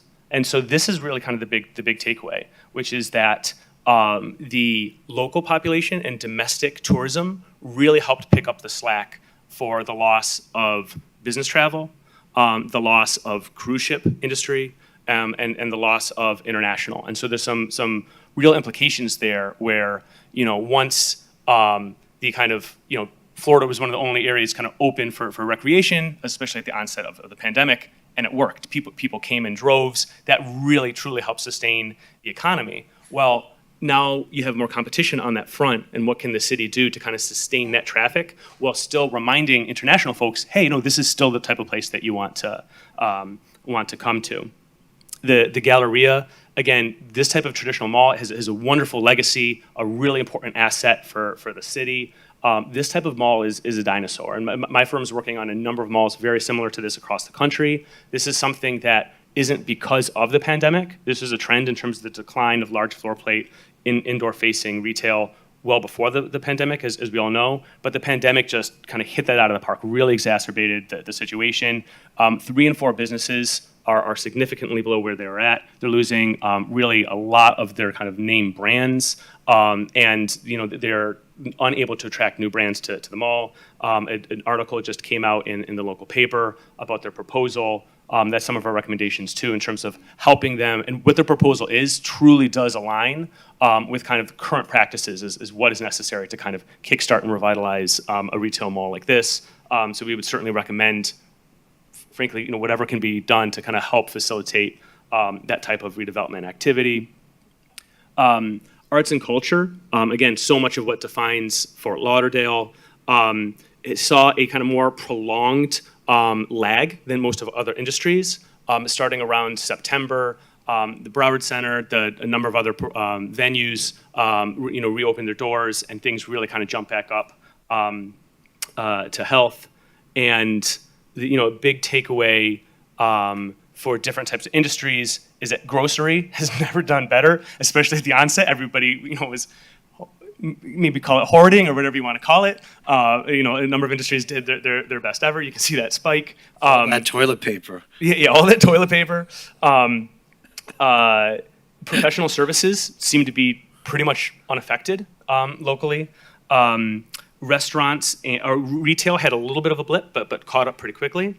Restaurants had a very significant dip, but took a little more to Can't provide the necessary workforce in order to generate the income they need? Yeah, I think that's a really big part of it. Increased expenses, what they're having to do to attract and try to attract workforce and trying to sustain operations while not being able to be at full capacity. I also think that we're not fully back with many of the main drivers of the tourism industry here, right? Like the international customer base hasn't fully returned. The cruise ship customer base hasn't fully returned, and the business customer base hasn't fully returned. So I think that it'll take that to really kind of get things fully back. And interestingly, though, it's the industries such as hotel that are most optimistic. Kind of across the survey, they really think that they're gonna get there and get there relatively soon. But they're just kind of facing more bumps in the road than most others. Okay. I mean, I speak to the hotel operators, and they're packed to the gills, and they're charging more now than they ever have. So I'm just wondering where you're getting your statistics. Well, and it is fair to say that the statistics that we have end in January of this year. Okay. So I do want to be clear about that. But and where the information comes from, again, is a survey with 400 business owners. There's many dozens of hotel operators. But then even more powerful is that credit card spending data. That's real direct on the ground sales. And kind of telling that story and kind of to that point, well, also just want to set aside, there's certain hotels that are doing much better than ever before, and we do know that it's kind of more closer to downtown. It's location based too in terms of where folks are doing better and worse. It's prior to the pandemic, about 40% of visitors or of customer spending were destination visitors. So not from kind of Southeast Florida. Currently, at least as of the end of 2021, that was down to half that level. So it's only 19% of spending was destination visitors. And kind of on the flip side, kind of pre-pandemic times, 34% of customer spending was Fort Lauderdale residents. That's up to just about 50%. Currently. And if you kind of splice that a little differently in terms of who are these destination visitors, this is like I think this is kind of an interesting chart that kind of shows that that dark line on the bottom is that's the decline of domestic sales, where kind of over once you get to early 2021, there's now more domestic visitorship coming to Fort Lauderdale than pre-pandemic levels, but the international visitorship still significantly lags behind. So that really still, again, as of the end of December 2021, we still have 35% less international visitation. And so the really big kind of implications to our mind is, many businesses are really struggling to keep up with trends and technologies, and that's changing faster than ever. And there's, frankly, a lot of great resources and kind of on-the-ground organizations in Fort Lauderdale that help connect with technical assistance programs. That's something that is a best practice around the country and could continue to be leaned in on in terms of helping those businesses most in need that don't have the ability or capacity to do certain things that could really kind of kickstart them back into what needs to happen. Number two is, again, back to the international tourism base. How can the city and the region has some of the most fantastic marketing and branding initiatives in the country. It's really successful and really a well-oiled machine. And I think like a big implication there is, how do we continue to reach out to international folks to remind people that maybe used to come here somewhat regularly and haven't been here in a few years? Like, no, this is why you want to come. Here's the new things that are happening. Here's what's exciting. Here's all the incredible amount of growth that has happened while still retaining domestic. Yeah, but one thing you're not mentioning, have you tried to get into this country, even as an American? It's not easy. That's right. So that's a barrier that has nothing to do with economy or what we normally would consider in the normal course. It's just, I've talked with friends who are foreigners, and whether they're from Israel, England, Italy, Greece, it's very difficult to get into this country because of the barriers we put up. Mostly COVID barriers, but still other types of barriers as well. So keep that in mind as you factor in these reasons why we don't have international, I think tourists. that's a really important point. And we're one of the only countries in the world where you have to test for COVID before coming back in. And if you test positive, you can't come back in the country even if you're a citizen. In fact, I know somebody just last week who's American, just traveling back from Italy, tested positive for COVID, and he had to stay in Italy for 2 weeks in a hotel just for COVID people at his expense before they let him out. Yep.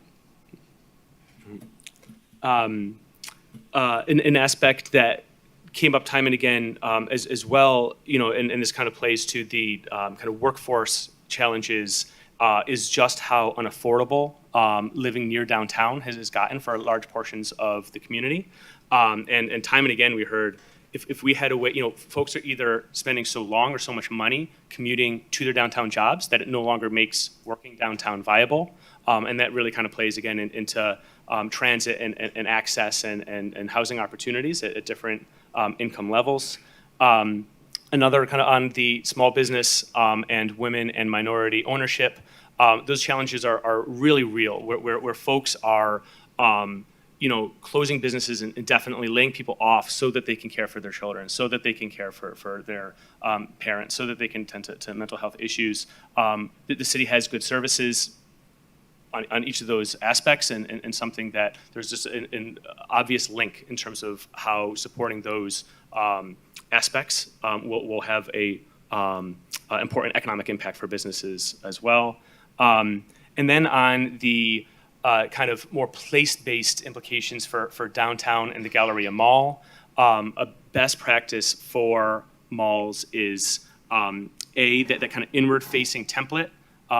Malls are changing to a smaller retail footprint, more outward-facing, more kind of aligned with the grid of a city, and a really big important aspect that is sustaining retailers and that brands are looking for when they locate is lots of different types of uses. So no longer. So how do you explain Dania Point? How do you explain the expansion of the Aventura Mall? How do you explain the expansion of Bell Harbor based on what you just said? Yeah, so it's a lot of it is placemaking, right? Like A lot of it is what? It's a term called placemaking, Okay. which I feel like has become like the buzzword in economic development. Everybody keeps talking about placemaking, and really what that means is what are the types of conditions visually, in terms of things to do, in terms of the experience you have, that are going to bring lots of different people at all different times of day that's of interest, right? And it creates an exciting place that people want to go to. But all those malls are expanding without a residential component. And yet you're advocating a residential component in order to bring the Galleria Mall back. Yeah. So how do you explain that? Well, so I'll be honest, I don't know those particular malls that you're referring to, but I'm from Washington, D.C. I can speak to so many malls though across the country. Well, you have to Atlanta. understand that the malls in the Sun Belts are having a different experience than the malls in the Rust Belts, okay? And what the folks at the Galleria keep trying to point out is, oh, malls are shrinking around the country, blah, blah, blah. But they're not shrinking here. They're expanding. Sawgrass Mills, you ought to go out shopping someday. Yeah. And you're, seriously. Yeah. I mean, if you really want to have a credible report, you should actually have an empirical analysis of what's going on here. Don't just have an ivory tower point of view up from Washington, D.C. and look at statistics. You should get in your car and go around and you see what the Aventura Mall is doing. You probably never heard of Dania Point. Yeah. You probably have never heard of Bell Harbor. You know, these are the things you should experience before you start making conclusions, because you're steering a conversation that's important to us based on misinformation. Well, so I think that there's a lot of really good points in that, in terms of I would have loved the ability to do that. The information that we're using here is speaking to the owners and operators of the mall and them saying the reason why the tenants have left. These are and the reason why there's higher than ever vacancy. And when they go to all the different brands and tenants they think are viable, this is what they're telling them. And this is what we're hearing. We work in the Sun Belt. We're working 4 different places in across Florida. This is something that is happening regionally as well as across the country, where having different entertainment amenities and options, having something that is more outdoors and walkable, having something that has more hotel, office, and residential density nearby, so that there's different spending at all different times of day. That's the generally, both I know at the Galleria Mall in terms of what tenants are interested in. I can't speak to those other malls, and across the region, that is kind of where retail is headed in terms of where investment is happening and what seems to be successful. So, okay, continue. So, yeah, I didn't Mayor, mean to Mayor, interrupt you. I'm sorry. I think what he's talking about too is a variety of activities and experiences at these malls, and also the malls need to what did you call it? Placemaking? Placemaking. I don't know if that means like it is placed in a certain area with a lot of people that live around it. But I've always heard about the Galleria Mall. One of their challenges is that their eastern boundary is the ocean. So their western bound, they need to attract people. And they're when you mentioned town center and you talked about Aventura, and I've been to both, and I go to Galleria still. They are in the middle of a lot of people. So I think what we're trying to do at the Galleria, maybe also your data would prove, is we probably need a few more people to live, work, play, have a variety of experiences at this site, so that it will get revived and rejuvenated. So I hear what you're saying, and I went to National League of Cities conference in D.C. a few months ago, and I did sit in on a retail The only thing with that argument, Commissioner, What's that? That Dania Point is in the middle of a swamp. It's Wow. got a swamp on one side. Well, an I airport on the other haven't side. been there, so I can't speak to it, so maybe I should, but I would bet that they have a lot of different things happening at that one They've got a movie theater. location, so, yeah, we probably don't want a movie theater. Maybe, maybe not, I don't You know. should go. It's actually a Is nice it- little shopping center. Okay, well, so when I think about movie theater, I think about the Riverwalk, and that didn't really, I wasn't happy about that. So, but I do like some of the other uses we're talking about, at the Galleria that are coming. So I think it is important for you to bring your experience and expertise, what's happening around our country in terms of malls.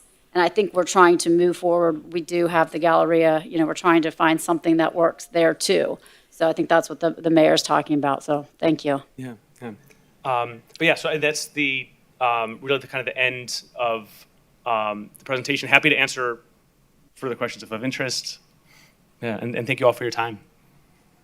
I just want to know real quick, I did see on one of your slides, you said the area, and I represent the area, it's in the Galt, I think that was one of your slides, and there are small businesses down there, and I think you said small businesses were impacted, but how did that area, I think you said it kind of did well or better. Do you know some of the factors that may have contributed to that area doing better, or do you see that current trend staying strong also in that area? Yeah. So I think the Galt is really kind of a prototypical to the big picture takeaways here, in that you had a area that is and this little chart shows, and you can't really see it on your end, the percent of customer base again that is local versus destination, and over the course of the pandemic, just how much that's kind of switched to serving more domestic folks and more regional folks in Southeast Florida. So, and I think to the mayor's point that the Galt has not, well, first of all, has not done as well as the beach area, kind of closer in. Right. And some of that is, where people are, kind of know and access and proximity to other amenities. We also heard from workers too, that was a big part of them choosing where to work was easier access in addition. But I think that's something where, once it's easier for those kind of big customer bases that we're lacking to come back in, there's no reason to think that they can't rebound. And operators feel that way too. There's a lot of optimism from hotel ownership in the Galt, according to our survey.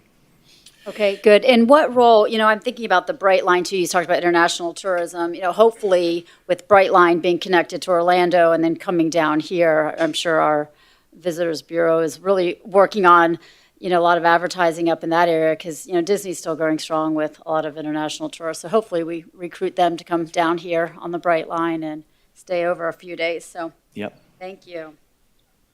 Commissioner McKenzie, do you have any questions? No, I don't have any questions. I'm confused. I thought we were talking about COVID-19. I don't know, We're this is talking more about- interesting, so thank you.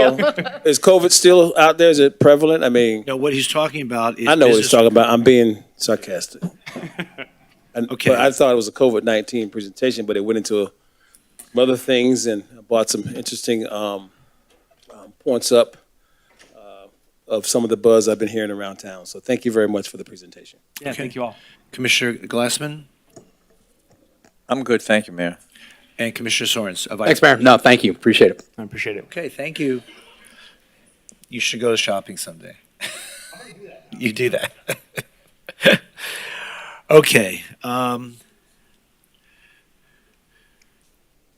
Let's see. BS. BS. Business one, City Hall options. And then I have a few things I want to report to that I learned when I was at the U.S. Conference of Mayors this weekend. Great. So, Mayor, Commission, this is in response to you all asking to talk about this, just us, because the county had a meeting, just them. And some of us watched that meeting and saw that there was some differing of opinions amongst the board. Ultimately, at the end, I think the desire from Broward County is still to continue to move forward with the joint project. Having said that, you asked for a presentation on alternatives. And so that's what today is intended to be, is your different options for moving forward with a government complex, and then to provide any direction that you all may want to provide and give us some sense as to how to move forward. So I have asked our real estate group, Colliers, Ken Krasnow, to walk through the real estate options that exist in Fort Lauderdale. in building either a part of a joint government complex or some other options you all would have to suit our needs going forward if it's not in this building. So with that, I'll turn it over to Ken, and then I'll, if I have anything to add at the end, I will, and we'll be happy to take questions. Thank you. Thank you, Mayor, Commissioners. Again, Ken Krasnow from Colliers. As Chris says, we're going to talk a little bit about some options to the joint government campus. So the agenda today is just to give you just a very quick 30-second snapshot of the major milestones and costs for the joint government campus. Talk a little bit about what the city needs are in a future facility, and then some of the alternatives. So again, most of this you've seen through the joint government campus process. Again, just a high-level overview of you moving into a new facility if everything goes according to plan. Approximately 5 years, from today, you've seen these costs that the county has shared with you. So the city share for the new facility is approximately $356 million. Again, something we'll come back to as we look at the alternatives. Again, these are things that you've seen, just an overview of the 900,000 square foot building, how it's broken down between city, county, and shared facilities. There is some growth built into the 900,000 feet as well. This gives you just a breakdown. Again, you see the breakdown there of the 8 city floors. They're roughly 30,000 feet per floor. And again, this gives you an overview by department. As you'll notice there at the bottom, approximately 150,000 feet of usable space is the city's need in any new facility. So that's, again, a number that we'll just keep in mind as we look forward.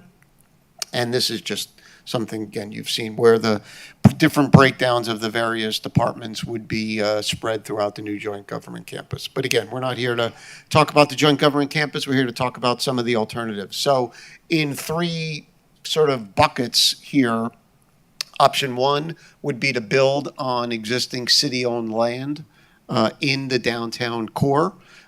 We've identified 2 sites that we think are that are viable and appropriate. Obviously, one being here, City Hall, and then another one with the current post office site. There is also an alternative. I know that you'll talk about the potential with the police headquarters a little bit further out west. And then obviously, What post office site? I'll get to that. On 7th. On 7th? Oh, Our okay. CRA post office. Yeah. I'm sorry. I All right, was. that's all right. I'm Yeah. going to show you in a second. All I could think of was they went on Oakland Park Yes. Boulevard. There Which is is one not there the too. city. We're not going to Oakland Park. Yeah. Not a good Thank spot you. for city. Mayor, when you go out shopping, you should drive around the city That's and right. check out. I should. I didn't put the swamp sites on here either. The other option is to obviously just go out and buy private land. What was that? That was me. And the third option would be to purchase existing product within the market. We're going to touch on these very kind of briefly, high level, and then there'll be a discussion at the end. So again, simplistically, the current site that we're sitting on here, roughly 2 acres. Generally speaking, to build a new 25 story, 250,000 square foot building. Again, keep that number in mind. The number from the programming study said 150 of usable space. When you add on common area elements and loss factor and so on and so forth, generally speaking, you're going to be in and around a 250,000 square foot facility. So that's the number we're using. Again, kind of all in, including all of your tenant improvements, estimated to cost about $100 million. You would need to move out, obviously, while you're demolishing and building this site. So you add on another roughly $20 million of lease costs for a 3 to 4 year period. And that gives you the alternative of building here. Second option, this is the site on Northwest 7th. Again, it's city-owned. We looked at it. It's large enough. It's 3.5 acres. Same kind of dynamics of building, a new 200. Now it's a bigger site, and it's not attached to a garage like this is, and it would lend itself to more of a mixed use in addition to a city hall site. So that total cost would be slightly higher at roughly 125 million. It's roughly a 3.5 acre site. The other option, again, site across the street, just recently sold.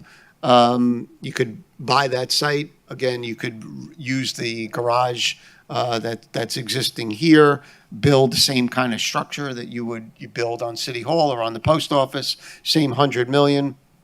You'd have to buy that land. It's sold for $20 million. It's 1.25 acres, so it's sold for about 16 million an acre. So you'd have to pay to acquire the site. The other alternative that's factored into all of these is if you moved off of and you went to any one of the other sites that we're looking at now, obviously then you've got the ability to dispose of and sell this site for, again, roughly $25 million is kind of the number that we're using for this site. So you would buy that land for 25 million, you'd sell the City Hall site for equivalent 25 million. Ken, real quick. Yeah. When you're talking about this, because right now we have a parking garage. So when you're talking about building a new City Hall at that other space, the green space, are you including a parking garage? No. So that's just the building. So if we build here, we have a parking garage. Correct. None of these, so far, these don't include, other than the post office site, which again, we included as kind of a larger mixed use that would include some built parking, which is, therefore, there would be an expense, an expense there. But to build on the site across the street, the empty lot, to build on this site, you would utilize the existing garage. You wouldn't have to build a new garage. So this garage would be able to service that piece of green space across the street. Yes. Got it. Now we move into alternatives of purchasing existing product. So I think you're familiar with the building across Broward Boulevard. It's the old BB&T building, 110 East Broward. It's a two building kind of complex. One is the tower, which you see, and then on the corner, where that little the retail and the salad bowl places and so on and so forth. That's all part of the same plan there. So that's approximately 340,000 square feet between the tower, which is a 24-story tower, and then a 2-story pavilion. As you see there, the building is only about a third occupied. There are some tenants within the building. And then as I show you Isn't that already under contract, though? Why are we talking about this? Because there is an ability to... How old is that building? 1980 something. 80 what? 1981. 81. It was just renovated last year, during But the I mean, pandemic. we were bidding on it and we lost, didn't we? We didn't lose it. So it's still available? Ability to purchase that building. I thought you said that we lost it. They're not negotiating directly with us, but there still is a mechanism to get to, and Ken's going to get to that on a This slide. coming slide. So this is a slide where we would have the ability to joint venture purchase the facility. And we would purchase the facility as a 90% partner, move into the building, and then ultimately work out a potential buyout with our partner and/or work on a redevelopment. What this allows you to do is consolidate the parking in the Riverwalk Garage, which obviously you own, potentially do some redevelopment of both Riverwalk Garage as well as the pavilion. So there are costs associated with purchasing it as a joint venture. As you see there, we would rent the space for a year. We would ultimately buy out our partner. We'd have to spend some money for tenant improvements. But as you can see there, the costs of moving into that building, you would receive some of the income that's already in place with the with the existing tenants. And then obviously, like the other alternatives, you would have the ability to sell the city hall. And I'll get to the summary, at the end.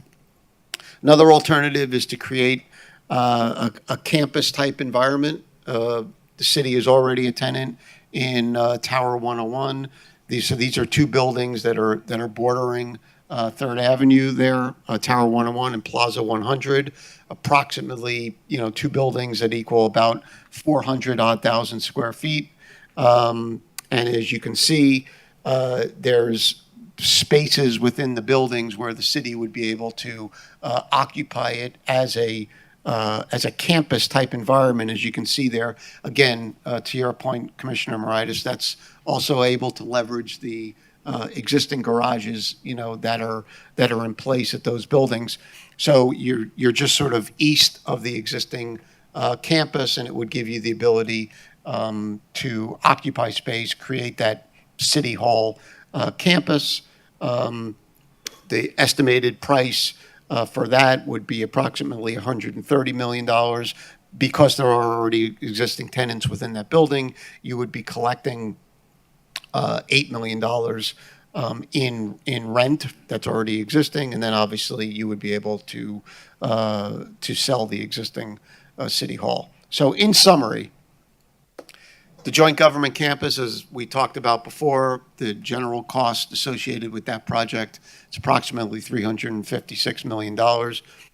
Building on the city hall site here, building on the post office,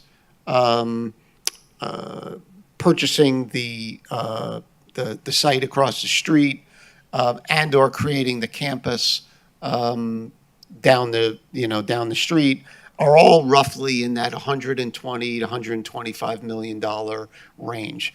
All of them, other than building on the existing hall site, also gives you the ability, in addition to that $125 million, to sell this site and recoup approximately $25 million. The 110 building, in this joint venture structure that I outlined to you before, would be approximately $75 to $80 million, and including a sale of City Hall site and a redevelopment of Riverwalk Center and the pavilion next door as well.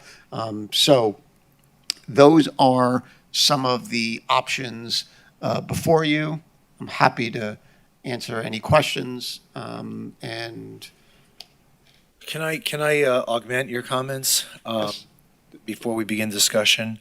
So I had an opportunity. I went to the U.S. Conference of Mayors this past weekend, and I met with the Hunt Company. You may recall. Remember that Eye of the Needle design building? They're the folks that came to us with that. So we had a lengthy discussion. So we talked about the Joint Government Center, and it was their opinion that the 826 million, whatever that number was completely inflated and was not real. They said that number should have included the 30-year cost of financing, which, when asked of the county rejects that statement. The county says that it's going to cost $826 million to build the Joint Government Center, as Ken presented us just now, the site. They said that to build a Joint Government Center and to use that Eye of the Needle design, he said it would cost half that amount. And assuming we're on the existing real estate. And he's very frustrated that he tried to work with the county to try to get his point across, but apparently he wasn't making any headway. So that's very frustrating for us, because we can't afford, $400 million to build anything. And it's very frustrating because we've been waiting year after year for the county to, get back to us with proposals. And I think both the county commission and us have both realized that the number that they have come up with is not affordable by us or them. So I said to him, what if you built that same building for the city, where you would have the same size structure, but the city would probably end up renting out half of it and we would use the other half. And he said he could probably build it for $600 a square foot, which is significantly less than what prices we were looking at that the county had shown us. It was closer to $3,000 a square foot. So, but it would require us to tear this building down, meaning that this site, the site that this building currently occupies, just doesn't give it enough of a footprint for it to really be properly placed here if we try to squeeze it between the building and the parking garage. So we would have to move out of here for 2 years, and we would have to be displaced, and something which we've contemplated before, and then they could tear this building down and build on this site. So I want to bring that to the attention of the commission because it presents still other options. I'm very concerned about the 110 East because it was built over 40 years ago. 40 years is a long time. You know, while they may have renovated it last year and the year before, that's just, you know, cosmetic. You know, the bones of the building are still over 40 years old. So I'm very concerned about buying, you know, something that is that old. I didn't realize it was that old. It might be a place for us to relocate ourselves temporarily, since there is plenty of space there. But I do think that that there's an opportunity here to really create an iconic building for the city at an affordable price, that if we went to the larger building, it would actually provide an income stream to the city, in addition to the costs that we would be saving, significant costs, if we built it on our own. I just wanted to bring that to everyone's attention because it was very exciting. I was like, wow, this is amazing. I sat with them for over an hour to discuss this. So I did have I had their zip drive and all that. It's sitting in my luggage somewhere between Chicago and Fort Lauderdale, because my plane was canceled and I had to take multiple red eyes last night. So if you see me dozing off tonight, you'll know why. Very good. So I want to present that at a future. I was going to present it tonight, but I don't have it with me. I packed it in my bag. But I would like to. I do think that there is another option. $600 a square foot is amazing for a building that's so beautiful and iconic, and something that would set us apart from all the other city halls throughout the country. And I think it would be in keeping with what we're trying to do in our downtown, which is to create a unique, iconic vision and look. You come down Broward Boulevard, and what are you going to see? This gorgeous building, which represents the new Fort Lauderdale, which is who we are and what we are. Anyway, I want to bring that to everyone's attention, and maybe at the next meeting I can show you that the site plan and the elevations that they presented to us. And you know, they said once they have the green light, they can build it in less than 24 months. So anyway, So maybe I could expand on that just a little bit, and because one of the things I want to hear from the commission too, so I can report back to the county, is if those numbers are accurate, and if it truly is $600 a foot to build, it would be $600 a foot to build if we're in a facility with the county as well, right? So we could put the county in there too. Well, so I wasn't necessarily where I was going, but I was more going back to the we've been working on that joint complex, that joint facility now for multiple years. We started down the path for a reason, and the reason was we thought there was efficiencies of government. We could do it better. We would eliminate all the duplication. Went out the window. And so, okay, so that's what I need to hear from if they said the same thing, Chris. Okay. I think I think the county and the city have finally found grounds upon which they both agree. And that is that the cost estimate that they have come up with is not affordable by them or us. I think we can all agree on that, right? Okay. So I think, did they take it up in their meeting at all today? Was anyone listening to their meeting? I did. I was not listening. I'll follow up with Monica certainly after this conversation. But all right. So we'll have another joint meeting officially and just say thank you, but no thank you. I think they were relieved too, to think that they're not going to be bound by that. Yeah. Moving forward, should we move forward on our own? This is an option which I was, I was very, very happy to see that there are people who are out there that are working on our behalf to try to come up with a program that would be affordable to our community and that makes sense rather than what we were looking at before. So hopefully at our next meeting, I'll be able to have that zip drive and be able to show you what they've come up with. And so while I have you all assembled here in this format, if we're going to think about moving in that direction, is there a location that you all have agreement on of the ones that have been presented to you or anything new? Like, are you at a point you would say, just build a city hall on this site? It's been city hall, it needs to continue to be city hall. 100 North Andrews Well, is the what best spot. Ken said about building it on Broward, where next to the federal building, if we end up selling the site, it would be like a swap, right? So if we buy it for 20 million and sell this for whatever 20 million, I think that we're a little bigger here, though, aren't we? Like 2 acres. I think so. Yeah, we're a little bit bigger, but we don't have the Broward frontage. Right. I can that can be a takeaway that Ken and I could find out what that cost to trade that property would be. It might be answer that question. easier than moving out. You would just build across the street Yeah, and then move out. exactly. Right. Chris, do you think our present garage is something that we actually would want to retain? How old is the garage and what kind of condition? Yeah, our garage. Is it something, if we're building a new building, you would want to retain the garage? Well, we need I'm just wondering, I understand, but I'm just wondering about, like, just what you said before about the age of those other buildings. Well, what are you suggesting? Well, I'm not suggesting anything, but I'd like to know, structurally. It's been structurally maintained. It's in sound condition. We can continue to structurally maintain it so that it would last and stand the test of time. I don't think with the cost of structured parking, you take a parking deck and knock it down and build a new parking deck in its place.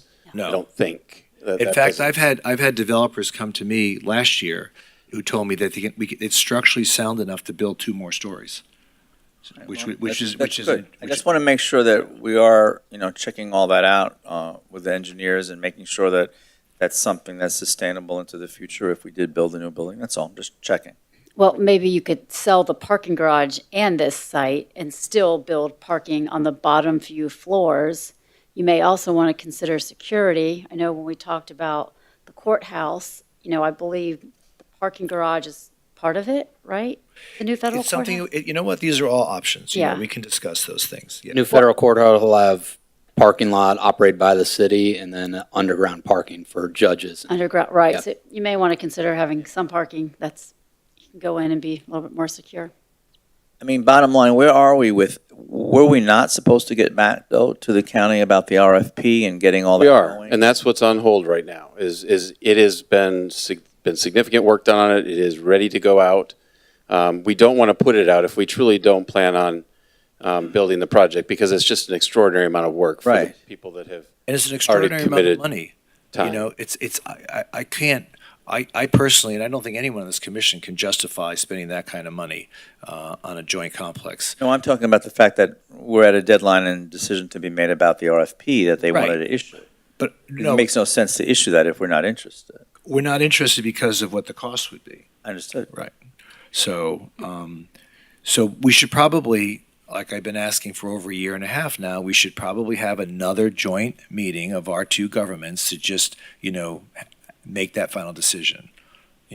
I will ask for that. I know they meet one more time prior to their summer break. Right. I don't know if there's sufficient time to, and I can just ask the county administrator if there's time to do a 15-minute UDPA meeting that's adjacent to their already scheduled meeting. I'd hate to get to the end of the summer and still have this The end hanging of out the there. summer? Well, we only have one more opportunity before they're on their summer break and only 2 more opportunities with you all before you're on your summer break.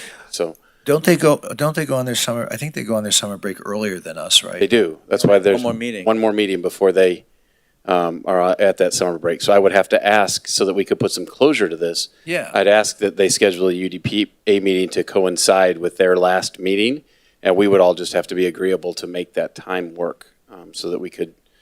All right. Because our next meeting, they're already on their summer break. Right. So there may not be some of them. But we have been asking for meetings for a long time and Year not and a getting half. them. Right, so let's just think. So what if we put that request out and then we're told, we're sorry, we don't have time before we go on our break to have that meeting? Do we need to meet to vote know on this? I don't think so, Ben. I don't think we do either. Right. I think we can just Laterally. communicate the I message. think we just kind of move on. I mean, can't we just write a friendly letter? Yes. I think it's decided. Yeah, okay. All Well, right. let's just do one last try. No, you're just Oh, come you're on. just No, wasting everyone's. one last try at what? That's nice. Death by meeting, Mayor. Jeez. Yeah, so Chris, I think you asked, can we just, we're not interested in moving forward. Is that sufficient? Or do we need to meet? I can certainly deliver that message if that's the message you all are conveying. Seems like that's where we are. What'd you say? I said conveying to the county that we're not interested in moving forward. I think that message is already out there because. Great. And Then- they've given us that message also. No, but Chris is saying the county is still interested in moving forward. Aren't you saying that today? The word I got from the county administrator is that her board still likes the concept of the project and is ready to move forward. There you Yes. go. Right, but we're not gonna be sucked into a Yeah, $400 but million I would like to see us just go sit at the table again, I agree with hear you. it out, and make our decision there. Okay. Because how much have we expended thus far Years. in money? Significant. Give me a number. I would suspect that there's been more than $1 million spent on it thus Yeah, far. so I just don't want to throw that away. And, before I sit at a even in table, design criteria package. hear what we haven't been able to hear in a year and a half, Okay. and then make a decision based on the information. The problem is, Commissioner, that we have been asking for this type of meeting since last summer. And, we keep getting pushed aside and it's hard for us to make decisions collectively if we're not participating collectively. I've been right here with you, so just want I to go know. back over there one more time and. I know. Well, spending $1 million to save $100 million is probably okay. So if we really feel like we could save $100 million, We we could probably, save $200 million. well, not $100 million. Well, think, yeah. I don't know what the new numbers, I haven't heard numbers in a year and a half factually. I've heard folks talking. We get in the room, we find out what that number is. You have a new number, which is $600 a square foot. They have $3,000 a square foot. Let's just hear the numbers and let's make our decision. I mean, we've obviously know what we want to do. Yeah. Okay. But Mayor, are you saying that we're telling the county that we're not interested because of the cost, or are we saying we're just not interested, period? Well, I think the cost is really driving this decision, right? So we're not interested because of the cost. And that puts aside all the other issues of management, administration, and all that other stuff, which I didn't really want to spend a lot of time thinking about, let alone trying to Right. work something But then what out. if they come back and say, well, we can certainly reduce the cost? They can't. We've asked them Okay, so many meetings. I'm just playing devil's advocate here. I just want to make Alan sure. Cohen was standing right there. I So if the understand. cost is fixed, what's the point in meeting again? I still don't I think we have understand. to officially, agree not to move forward on this. I think we need to vote on it. You think we have to vote to bring closure? Oh, because we are an entity together. Right. The entity has to. Alan, do you have feedback on that? Is that what we need to do? I would need to go back and look at the agreement. I don't know if it's required. I think it's more of a process, but I'll have to look at the agreement. Okay, so by the next meeting, though, I'll have that thing, I can distribute it to all of you, and you'll have it in advance. Hopefully.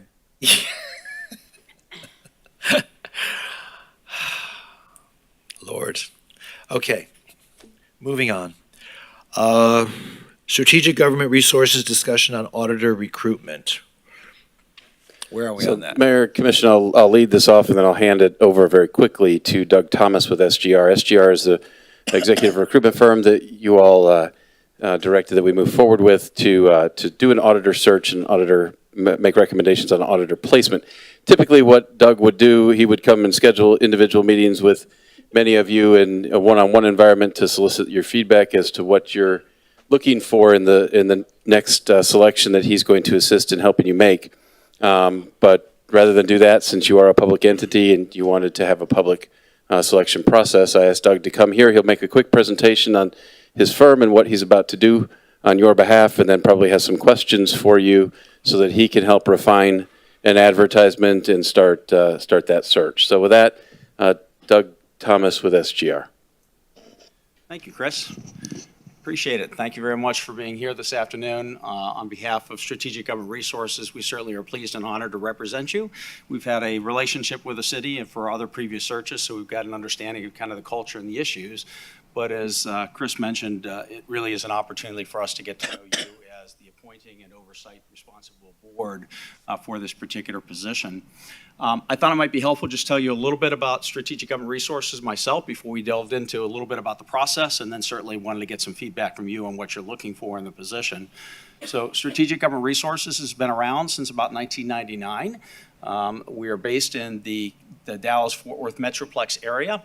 Keller, Texas is the corporate headquarter area. And in addition to being one of the largest, if not right now, I think we are the largest public sector executive recruitment firm in the country in terms of the number of searches that we may have going on in the place across the United States.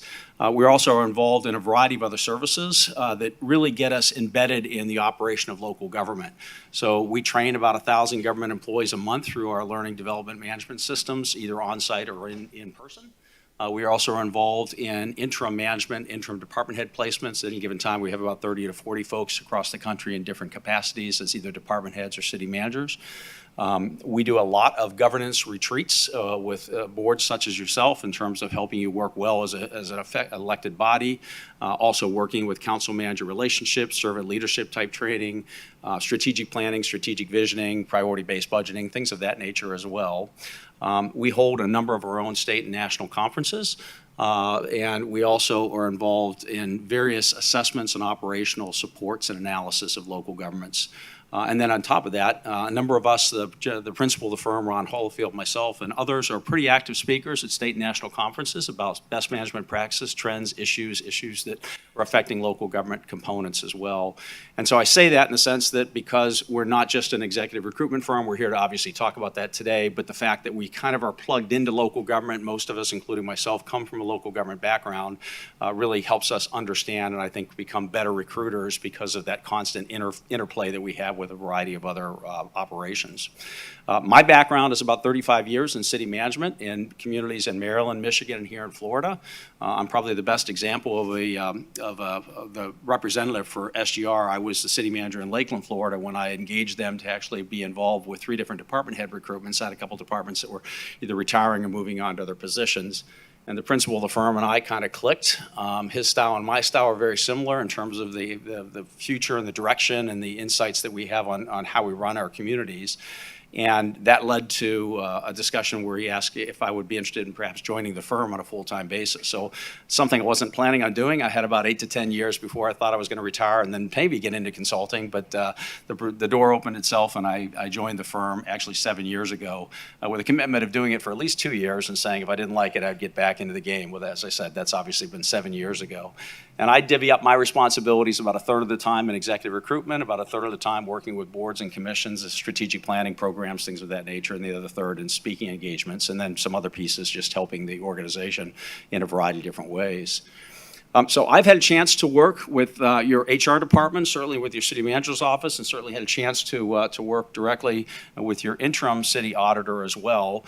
We've been in the process of trying to develop a position profile brochure to understand the nature of the organization and what you may be looking for in this next position. And so I thought it might be helpful before we kind of get into what I'm seeking specifically from you is just give you kind of a brief overview of the process.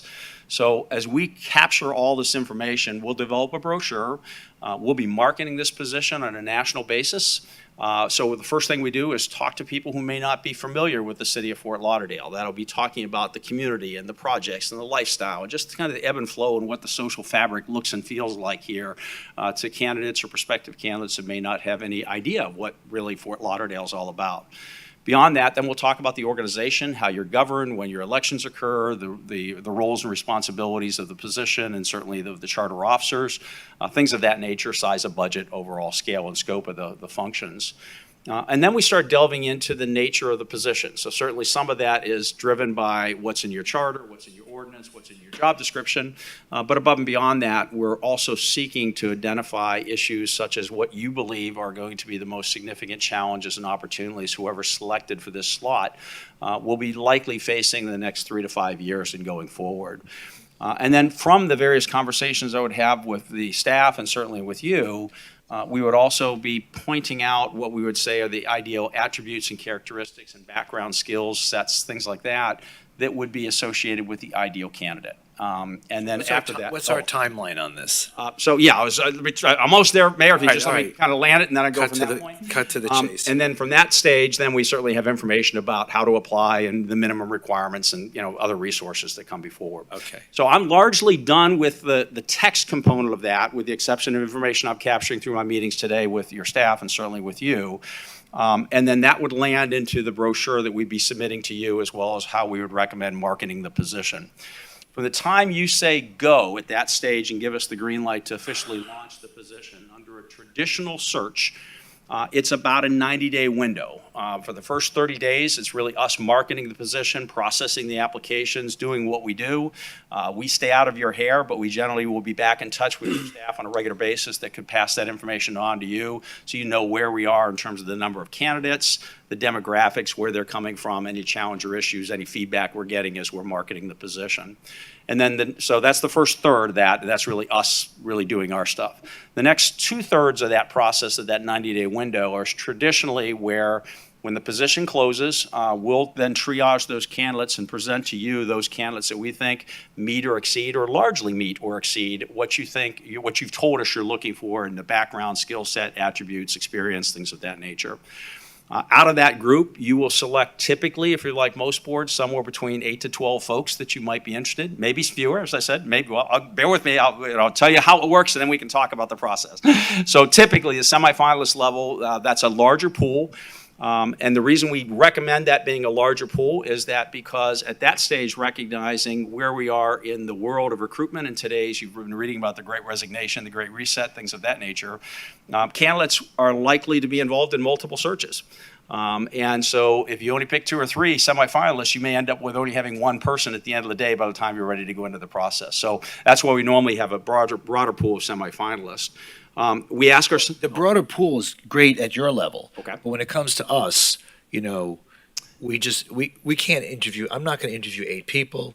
The vice mayor's not going to interview 8 people. It's just, we don't have the time for that. You would not be interviewing all those. That's the semifinalists. What we're asking those semifinalists to do, Mayor, is to prepare some additional information to learn more. Because right now we've got their cover letter, their resume, their application, what they've talked to us about. Right. Semifinalists, we normally ask them to respond to a written questionnaire that will have a variety of detailed questions about why they left their previous position, the scale and scope of their positions. We will identify these challenges and opportunities that were in the profile that we're using to market the position. I want to get a handle on how they're going to respond to that, how they use their experience. We'll ask about their background, issues that might be of controversy to you, things of that nature. And then we typically have our semifinalists also participate in pre-recorded video interviews. They're normally 3 to 4 interviews. They're about 3 minutes in length at most. And then what we would normally have you do independently is you would have a chance to review cover letters, resumes, their written materials, and their video interviews. And then we would be back again with you at that point, after that, reviewing what you want to do with those to get you to maybe 3 or 4 or 5 people, typically at the most, for your final process. And so it really is kind of a screening process. And if you're like most of the boards that I work through with the semifinalists, out of that group, you're going to have 2 or 3 of them that all of you like, 2 or 3 that none of them like, and somewhere in the middle is where we talk about, are they in or are they out? Where do they fit relative to the effort as you go forward? And then the finalist process is the one that would then be involved with doing formal interview process.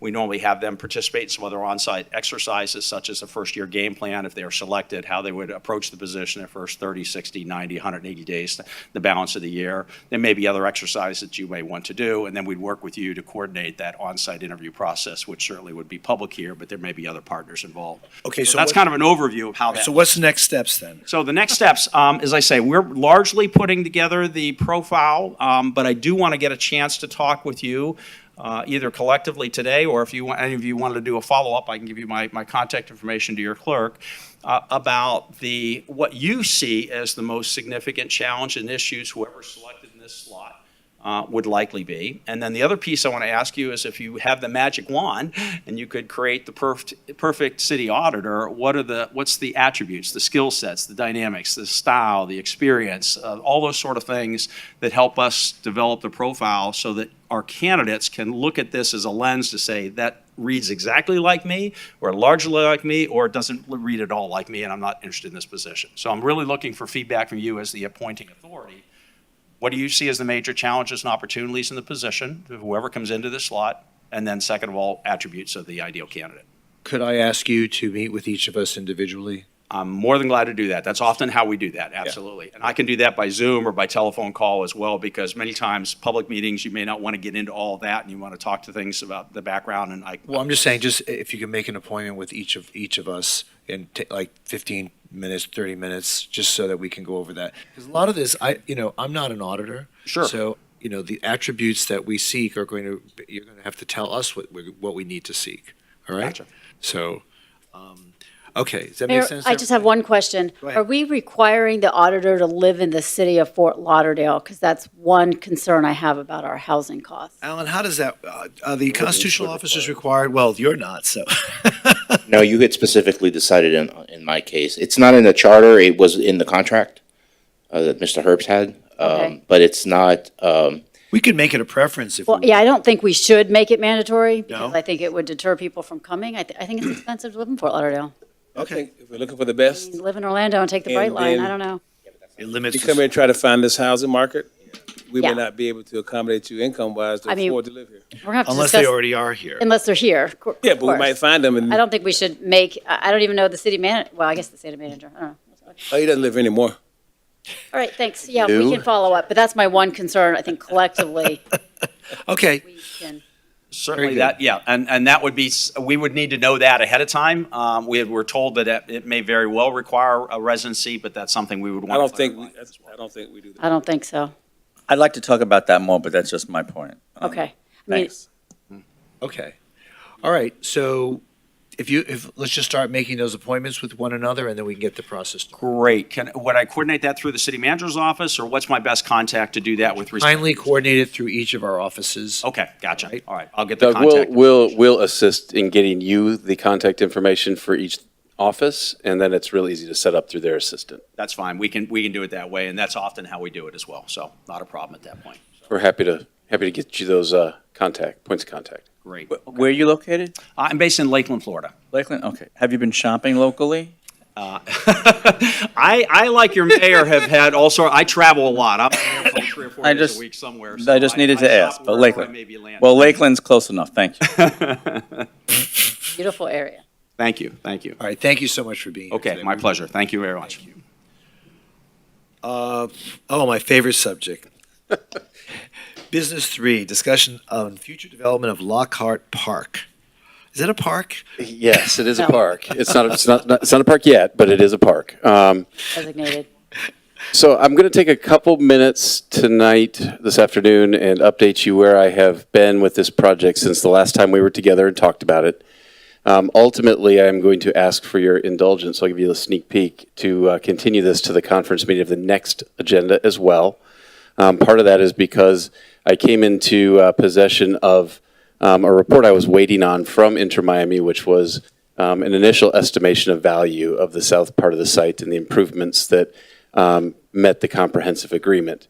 And as I look at what the diagram is that was costed out, it doesn't match what was listed as Exhibit 4 in the comprehensive agreement. So I don't know that I have a right number yet to be able to say this is what I think is the estimate of what value they were going to build into the south part of the site. So I don't have that for you tonight. I did meet with team leadership a couple of times since we talked about this last. A couple of topics came up, and one was to go to appraiser is the wrong word, but go to a estimator that could say this is what the improvements on the south part of the site would likely be valued at in today's dollars to become in compliance with the comprehensive agreement. We talked about still the outstanding building fees that are attached to this project and who is the correct group to make good or pay those building fees. We need to close that out. And then there's this idea of parking, and I think we need to not stick our head in the sand and say that, now we do know, in fact, that the team is going to Miami. We know that they're going there in a couple years. And we still then will have soccer played in our city for probably the next 3 seasons. And we, like them, want to make sure that the user experience of the fan that shows up there is a positive one and that we don't have egg on our face because we have a big traffic jam every time we have a soccer match. So I'm going to need, this is one where it's not as prepared as I had hoped it would be tonight. I'm going to need the time between now and the next conference meeting to continue to work on this so that I can bring something substantive back to you that you can react to. Information's been coming in too late to put it together. So will you have a site plan for us then? They have delivered a site plan that matches a cost, but it doesn't match the site plan that's depicted in Exhibit 4 of the comprehensive agreement. I need to make good on, I need to get those in parallel with each other before it's something that we really look at and say, do we agree or do we disagree? Because right now they don't match. All right. There are a couple of people have signed up to speak, Bruce Qualey and Juan Hutardo. Are you both here, gentlemen? Yeah. You are. Bruce, want to come up and speak?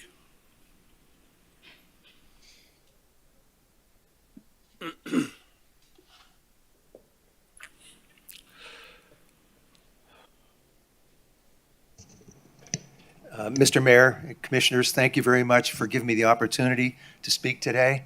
My name is Bruce Qualey. I live at 3090 Northeast 46th Street in Coral Ridge Country Club Estates, and I represent them today. And first of all, just to give you a little bit of my background, I was fortunate enough to work with Phil over here on the Parks Board for 10 years, and I was the chair for, I believe it was 4. And it was a great experience, and I was very familiar with parks, and we spent a lot of time looking at parks and working with different aspects of it. And prior to that, I was also very fortunate in that I coached a lot of the different sports, the whole array from football, mainly more baseball, softball, a little basketball and soccer as well, but all the different food groups for a number of years. And I saw what a tremendous need we have for additional green space and in particular field space in this community. And we keep putting up concrete and we need to save the green space. And so it's something that we can't just let go. And you have 20 acres here that we desperately need. Our kids today, I talk to the different coaches and kids, they have a hard time getting field time to practice and to play different events. And so I think, we made a deal with Inter Miami. They made a deal. And without question, I think we should honor our end of it. They should honor theirs. And I mean, the city of Fort Lauderdale, we just need this 20 acres.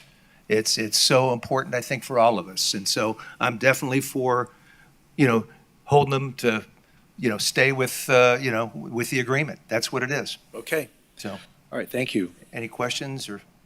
Nope. Thank you. Okay, thank you very much. Juan Hutardo?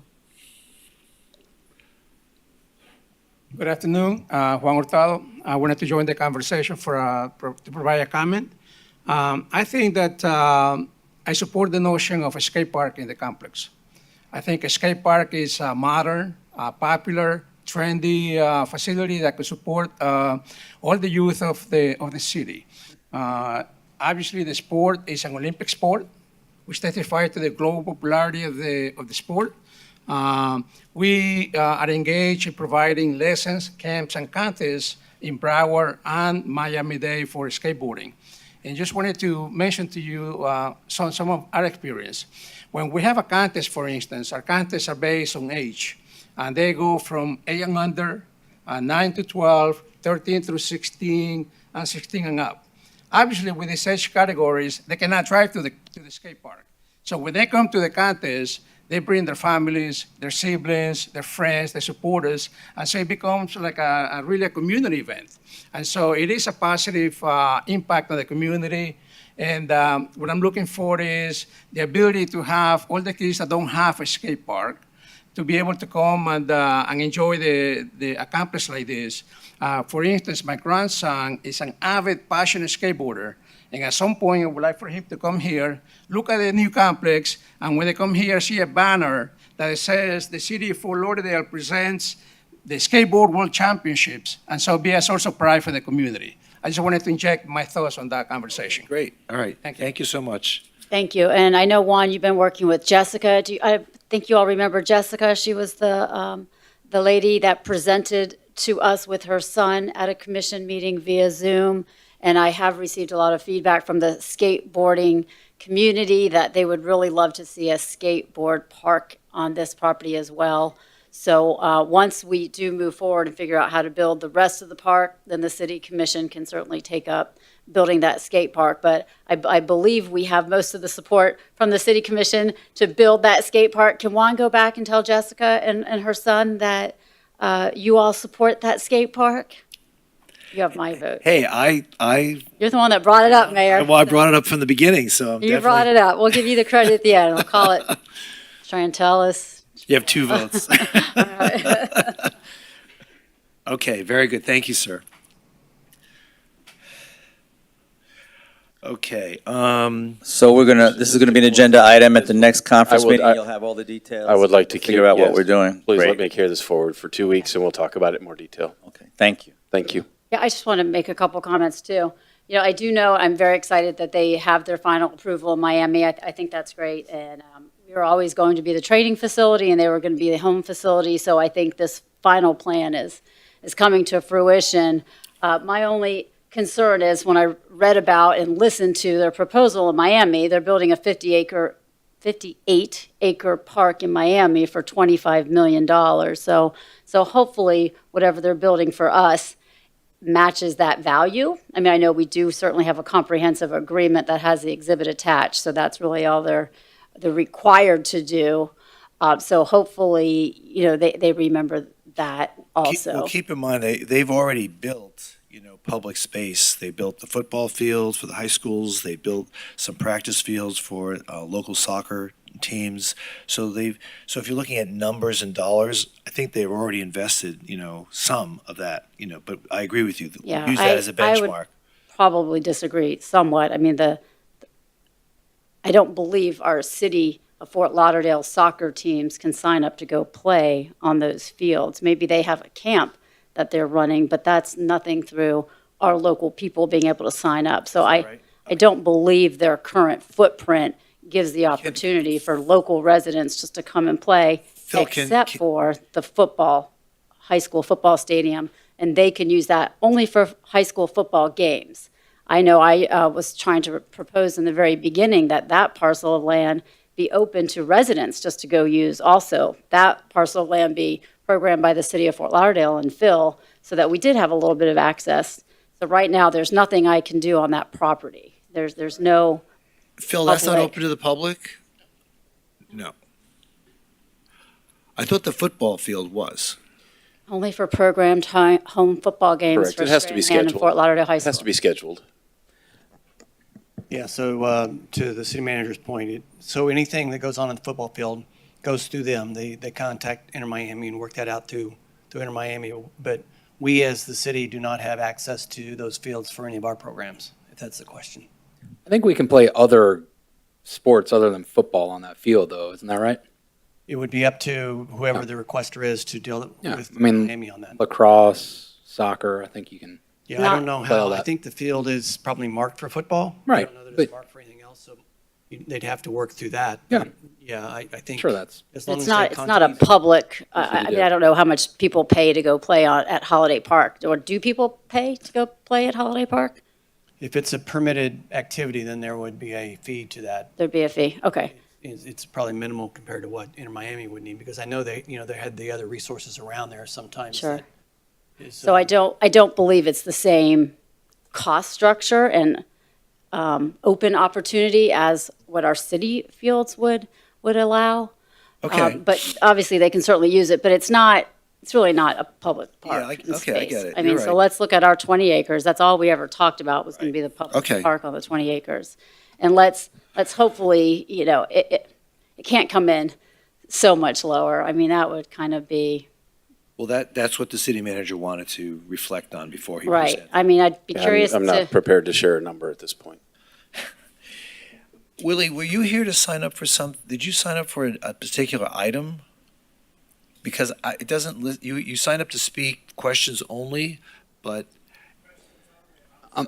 I'm going to bring something up, Mayor, and he was just, yeah. We Okay. have the resident expert here to, okay. articulate When you make your. more effectively than I Okay. will. Wow. Yes. All right.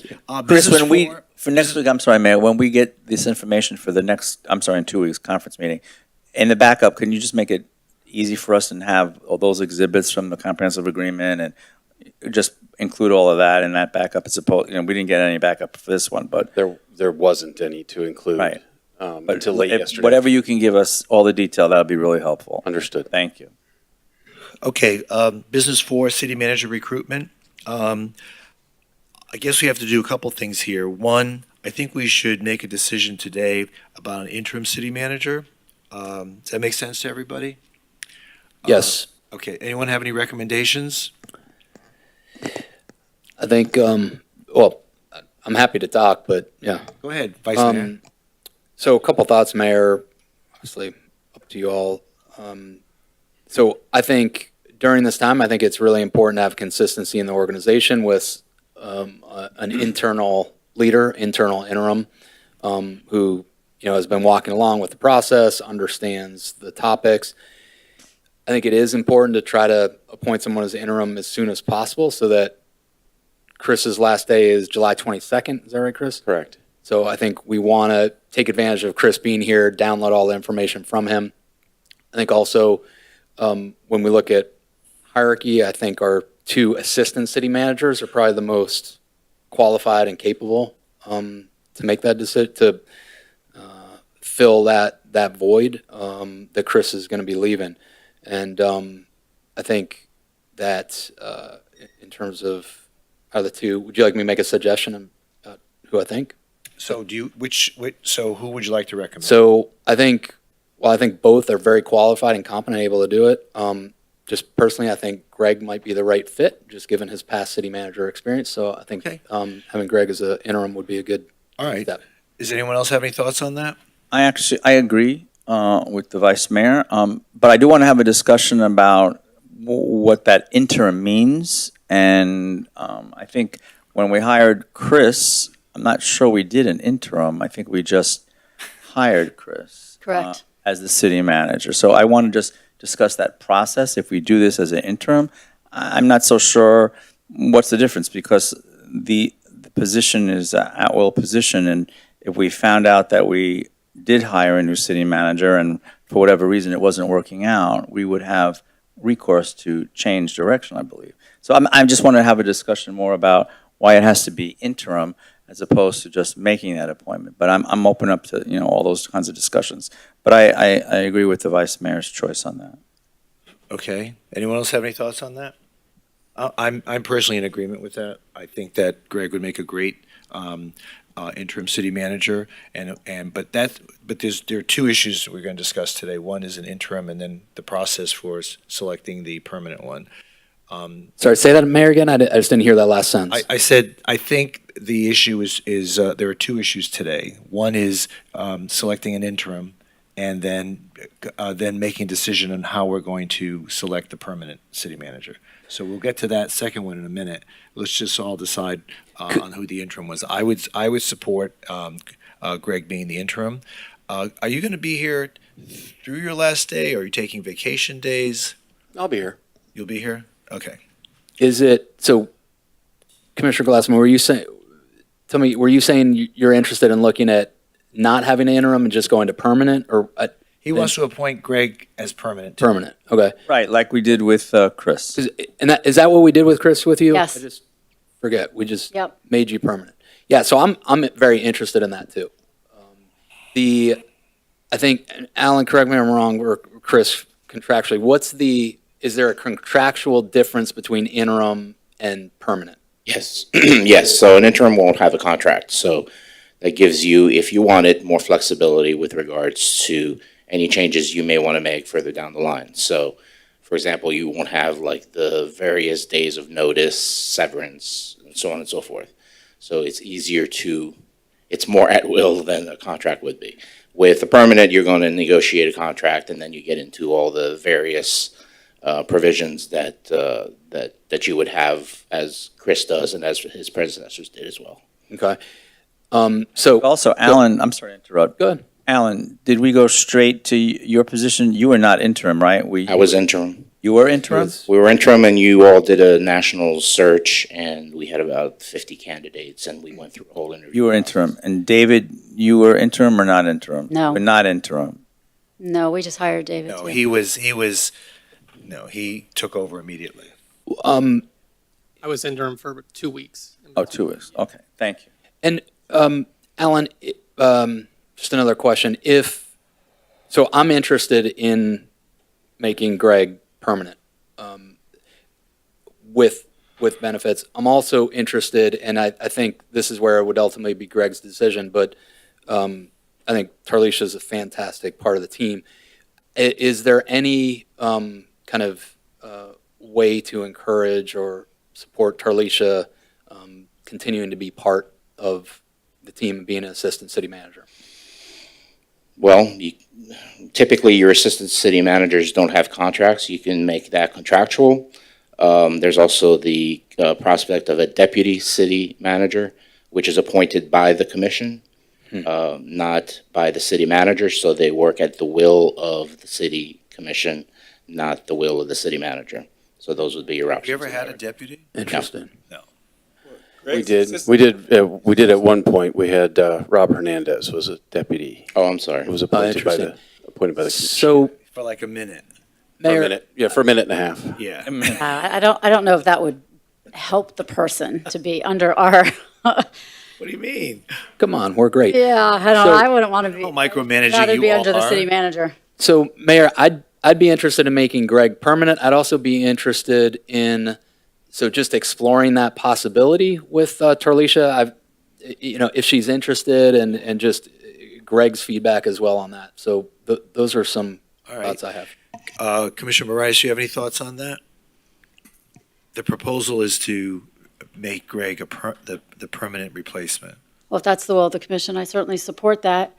And I think I support doing just like what we did with Chris, just making it permanent. Obviously, you can always change it at any time if you want. I would probably have to maybe ask Tarlisha's input if she would, how she feels maybe about that deputy position versus just a city employee. I mean, I don't know. I think it'd probably be scary to work under the commission, the hiring and firing. Okay. I don't know. Commissioner McKenzie? I don't have a comment. You have no comment. All right. So if we do this, we got to do it tonight because we can't vote on it now.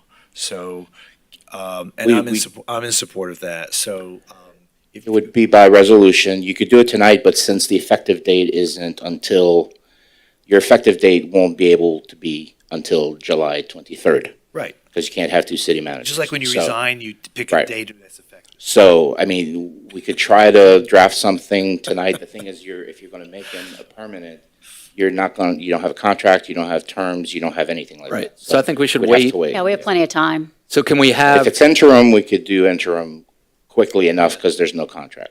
I think, so Mayor, can we have you be, because I think there has to be some negotiation around contracts. So can we point or ask you to negotiate the contract with Greg? Sure. And I'll then bring it back to the commission. When that contract's, Yeah. right, either you bring it back to the commission. Can we aim for doing that by, our next meeting, the 21st of June? Alan, is that feasible or? It's all up to negotiations. Okay.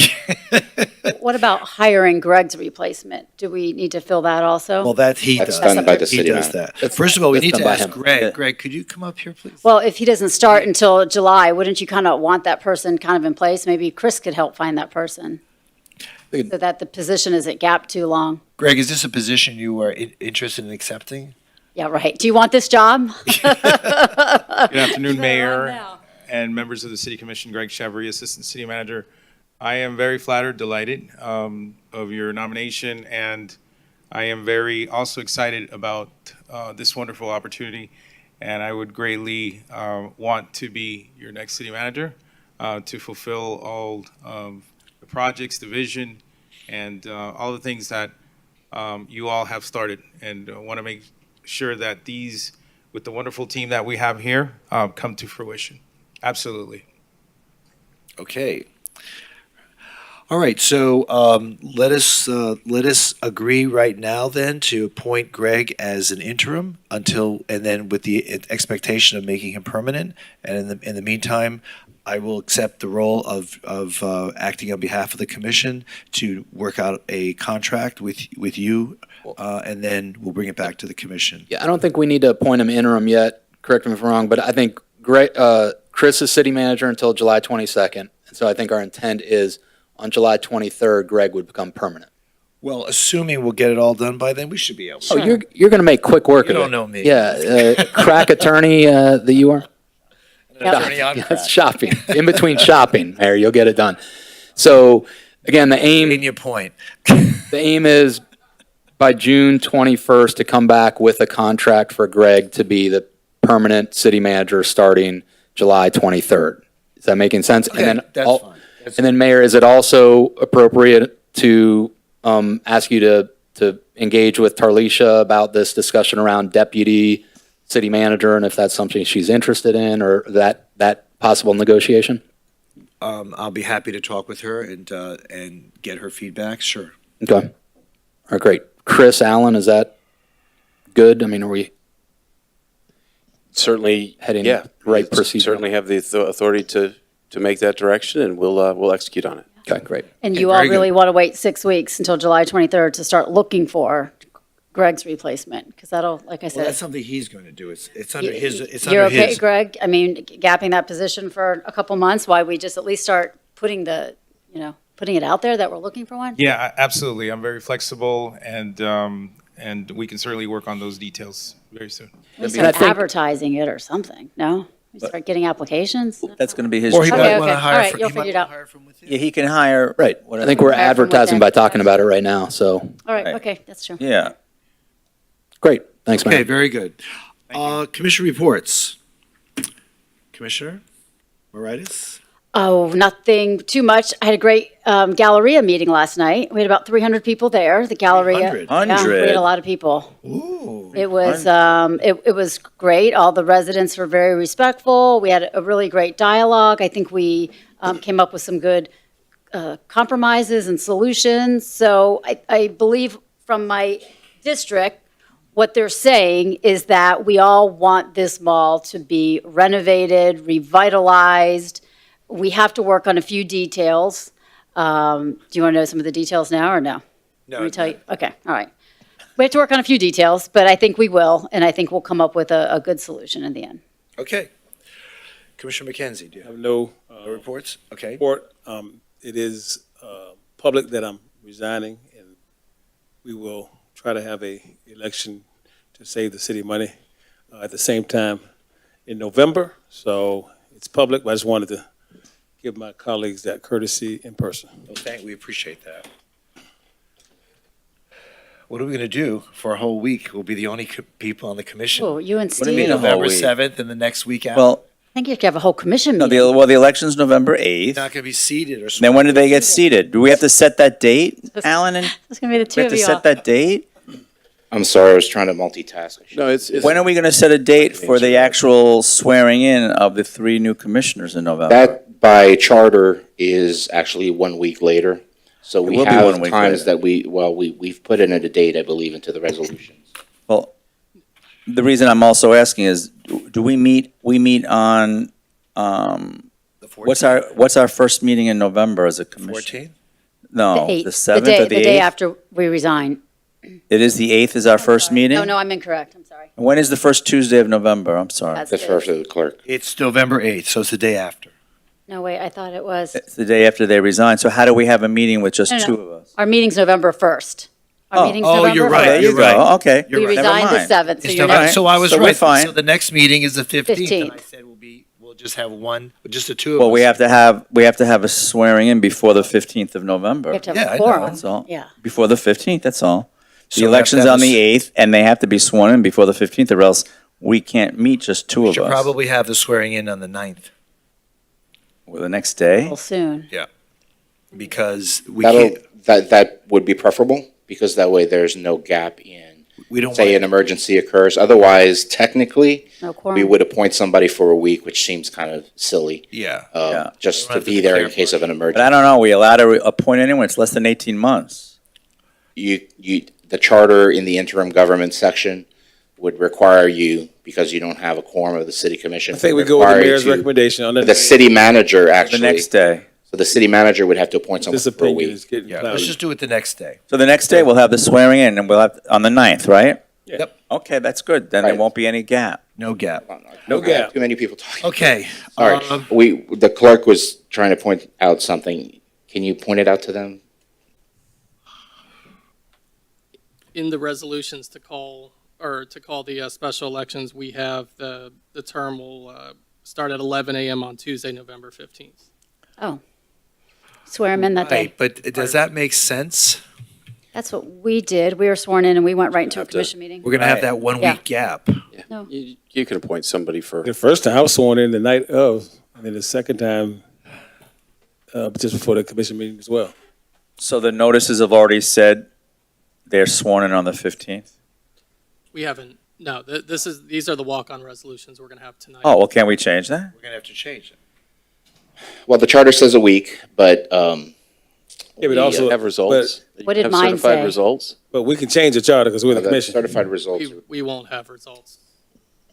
Certified Have results by the next day. Oh, We won't have results until the next day? Right. Certified. You're right, you No, might definitely not. not certified results. You're right, there won't be certified results. Oh. But All right, let leave it it the play way out. it is. Leave it the way it is. Believe it is, and then the people that get elected on the 8th will just, And we can always, and on the 15th. with the swearing in, we can be flexible depending on what happens with the election, recalls, whatever. We can be flexible and then we can adjust it at a later time if need be. Okay. Okay. All right, Commissioner Glassman, you have any report? Yes. Did I see you diving from that 27-meter platform? I was not diving. Unfortunately, as I told the crowd, the dry cleaners lost my Speedo, and I was not able to participate. Did you Although lose they it- did offer me, on the dive? they offered me a swimsuit, and I said, no, that's okay. All right, anyway, and I'll get to that a little bit. That was really a spectacular day yesterday, actually, for this city. It really was, and I'll talk it about it chronologically. May 18th, I attended the Marine Industry Association of South Florida annual meeting and award luncheon. It was an excellent attendance and really a great presentation of folks. And what I heard from people talking about the way they're selling these mega yachts is incredible. People with 3 to 5 years of back orders of billions of dollars of yachts that people are just 5 years? yeah, of back orders, yeah, and because they just can't even produce them as quickly as people want them. It was incredible. Also on that day, the Kapow School presentation, joined Commissioner Moritas on that, and that was great. They do some great things in the schools.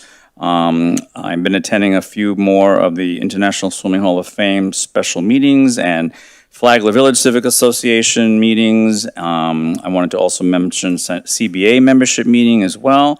On the 20th, we attended just an amazing facility, the grand opening of the LA Lee YMCA Mizell Community Center. If you haven't seen it, anyone, you have to get there and see it because it is truly remarkable. Saturday, May 21, joined you, Mayor, at the Dolphin Democrats' 40th anniversary gala. Congratulations to them, 40 years. That is the oldest LGBTQ advocacy organization in the state of Florida. Tuesday, May 24th, I attended the VIP launch party at Allied Kitchen and Bath for the USS Fort Lauderdale. It was a tremendous kickoff fundraiser for that, and that's just going to be amazing when that ship comes to Fort Lauderdale. Also attended the South Middle River. I'm sorry? July 30th. July 30th, yes. Unfortunately, I'll be out of the country, so I really wanted to make sure that I was able to attend the VIP launch party on the 24th of May. Also, South Middle River Civic Association met. On Wednesday, the 25th, I attended a luncheon for Celebrate Our Schools. Mayor, you were there as well. A terrific event put on with folks from our Education Advisory Board. Also, Middle River Terrace Neighborhood Association, that meeting. On Thursday, I hosted the presidents of the neighborhoods in District 2 for our quarterly roundtable, always an excellent gathering. Also attended, and I want to thank Public Works for the meeting, the Hendricks Isle Seawall Replacement Project. That was an excellent public meeting and very educational, and I'm thrilled that that project's happening on the city-owned seawalls on Hendricks Isle. Saturday the 28th, Great American Beach Party. Staff always does an amazing job. And on Tuesday, May 31st, so much fun over at the Galleria Mall for the History Fort Lauderdale event. They did I Am What I Am exhibit, actually the history of the drag pioneers throughout the history of Fort Lauderdale, and folks had a good time that night, let me tell you that. So that was a lot of fun. And then also on Thursday, June 2nd, I did attend the newspaper, South SFGN, South Florida Gay News Stonewall Celebration over at Greco Ford. Let's see, a couple more meetings coming up for all of the neighborhoods. I won't get into all the specifics. And yesterday, as you mentioned, Mayor, yes, it was really a great sneak peek media day over at the Aquatic Center, and just the excitement of all ages of all of the divers was incredible. We had little kids diving off the lower platforms, and when you see, if you haven't seen that brand new dive tower, 27-meter dive tower, it's really stunning. It's really a piece of art, only one of its kind in the Western Hemisphere, and really surpasses the one even in China. Some of the divers that have been used to Olympic diving said that they couldn't even think of getting up to the heights on that platform because it was even scary for them. So it was great having those kinds of conversations. But really, and they're also doing all these testing now of lights for the evening on how that tower is going to look. Some of those have been posted on social media. You can see all of the tests for the different lights, uplighting on the tower. Really exciting to see that facility, the pools, and the work that's been happening from Hensel Phelps. I'm so proud of our commission for returning that facility to the public. I think we all should be really, really pleased that that actually is a project that has come to fruition after that facility languished for decades. And I can tell you that everyone that I speak to from the swimming and diving world are so excited about coming back to Fort Lauderdale for all of the competitions, even the public using the pools. It is going to be a spectacular, spectacular peninsula when it's totally finished. And I think that everyone should just really feel extra special about that happening. How far along are they on the Swimming Hall of Fame buildings? Well, we have an interim agreement that we approved as a city commission. So we're waiting for the city manager and the city attorney to bring us back a comprehensive agreement on that. But I don't know when we anticipate seeing that, but that would be a next step because we have to wait till all of the details are hammered out for the comprehensive. We are only now at an interim agreement. Let's see what else. Solid Waste Working Group has continually met. Let's see, coming up on the 9th, that's tomorrow, Venice Magazine's 8th anniversary cover party. Let's see, Tuesday, June 14th, we have the groundbreaking. This is also a momentous day for Fort Lauderdale. The first neighborhood to actually see the undergrounding project carried through from their vote 12 years ago to completion, and that's actually going to happen on Tuesday. We have a groundbreaking scheduled at 11 a.m. For the Las Olas Isles undergrounding. Thank you for your patience, everyone on those aisles.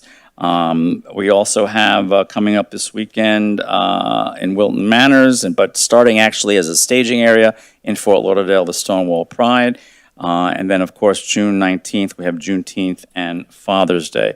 Just a couple of points I wanted to bring up. Number one, I think we've all received a letter, and I'll defer to the district commissioner on this later, but I really do think we have to consider helping the Women's Club and their need for the roof, because I think the condition of that roof right now, the pictures that I've seen, I think one good storm and we could probably kiss the Women's Club goodbye. That would be, I think, a terrible loss for our city. Everything that's happened on that site not too far from here, but I'm hoping that we can figure something out to help them with that $130,000 ask, because I just think that the option is just terrible if we don't. The other stuff I have already mentioned to city manager. One thing I didn't get a chance to talk about when we talked about the Historic Preservation Board's communication to us, I'd like to see us all look at the Downtowner Saloon, hoping that the Historic Preservation Board could take a look at that. That's the old Maxwell arcade, and I think that we really should be preserving a structure such as that as well. And last but not least, Alan sent us out an email yesterday, an opinion. As you know, this commission voted to set a de novo hearing on 500 Hendricks for our next meeting, June 21. But Alan sent us out an opinion yesterday that talks about not being able to do that. And I want to get some clarity on that issue, whether we're actually still going to go ahead with that de novo hearing or not. I have some issues with that. Alan, and I'll just try to make this really quick, basically is telling us that the 180-day state statute applies, and we're past that point in time now. If that's true, I have several questions, because I really do believe that that's something that should have been a red flag for us as a city to make sure that both parties were aware of in terms of that timeline. I also think it's really important to understand that typical delays in DSD are not just one-sided. I mean, you can have a developer taking a long, long time to answer comments on a final, final DRC. Also, I guess the delay can be equal on both sides. So unless you have a waiver from the parties saying that they're okay to go past 180 days, obviously you're in trouble. I also wanted to ask, Alan, what happens if you go past 180 days and no action is taken? Is there an automatic rejection of a project? Is there an automatic approval of a project? The statute is actually silent on any penalties for violation of it. Typically, what would happen in that case is a developer would presumably file a first-tier certiorari review if it's denied. Typically, that's not going to occur. You know, if let's say it's beyond 180 days, and we'll take this one as an example. Let's say it is ultimately denied. It's past 180 days. You do a first-tier certiorari review. What a court does in that case is they can't really direct you on certiorari to do anything, but they bring you back to status quo. So they would bring it back as if the commission vote, let's say to deny, would not have occurred. Well, your only other option is to approve, otherwise you're just going back and forth. So although the statute doesn't really say it's a penalty, it's almost a given that it's implied that if you fail to do so, I wouldn't go as far as to say it's an automatic approval, but you're pretty much going to be in the crosshairs, and you'll eventually get to that point. So with regards to your opinion that we received yesterday, are you saying that we should not even be scheduling the de novo hearing on the 21st? You can, but part of the problem is I never like to put something in front of you all where you seemingly only have one choice. And if you approve, no harm, no foul, everybody's fine. But if you deny, then we get into entanglement. So I never like to put the commission in that position. So my recommendation would be not to go forward with it. But of course, if you want to go forward with it, you can. And when do we have the opportunity to even make that decision whether we are going to go forward with it or not? At any point in time before that is held. I mean, obviously you're discussing it now. You could direct the city manager not to continue with scheduling that for the next agenda. You know, if you want to wait, you can wait. Again, it could happen at any time before that hearing is actually held. You know, it's tricky to me because, again, let me ask this question. Do we have any idea how many times projects actually went, the state statute went into effect, what, 2019? July of 2019. Okay, so 2019, it's almost 3 years, right? Correct. So it seems like we're just sort of waking up to it, which is kind of strange to me, but it's been in effect for 3 years. Have there been other projects that have, do we have to go back now and say X, Y, and Z projects went past 180 days and therefore that's an issue? No, well, it wouldn't be an issue anymore because it's the past. You'd be looking forward because those obviously went through the process and there was no challenge to it. So that's a done deal. It may have occurred. It just hasn't. I mean, we were aware, or staff was aware, that this change was occurred in 2019. And I don't know that it happens frequently, but in the times that it may have occurred, it just wasn't an issue with the developer. This is the first time it's actually been asserted. I've made some recommendations, potentially, I think, some common sense. For example, if a developer needs additional time to respond, that time either is predicated upon a waiver of the 180 days or is subtracted from the 180 days. So any excessive time either on the city side or the developer side is subtracted from the 180 days. Obviously, we look at our appellate procedure as well as our call-up procedure, and we may have to have a more, depending on the project, may have to have a more aggressive scheduling cadence between planning and zoning and DRC and so on and so forth, so we can accommodate it within the 180 days. Yeah, I mean, I just think it's a sticky situation. When I read your, It's not just sticky, it shows total incompetence on the part of whomever that someone was able to game the system and deny the commission the opportunity to have a de novo hearing simply because the time ran out. No one was watching the clock. And this is insulting to us, and I think it's embarrassing to us that this kind of stuff happens. So, I mean, I would like to hear what the other side has to say on this. I know you've given us an opinion, but I still think we should at least let the neighborhood say something. I think we owe that to them, Commissioner. oh, right, well, trust me, I've had lots of conversations since I read Alan's opinion yesterday, and we need to bring some sort of clarity to this and figure out how we move forward, because obviously we just read about this yesterday.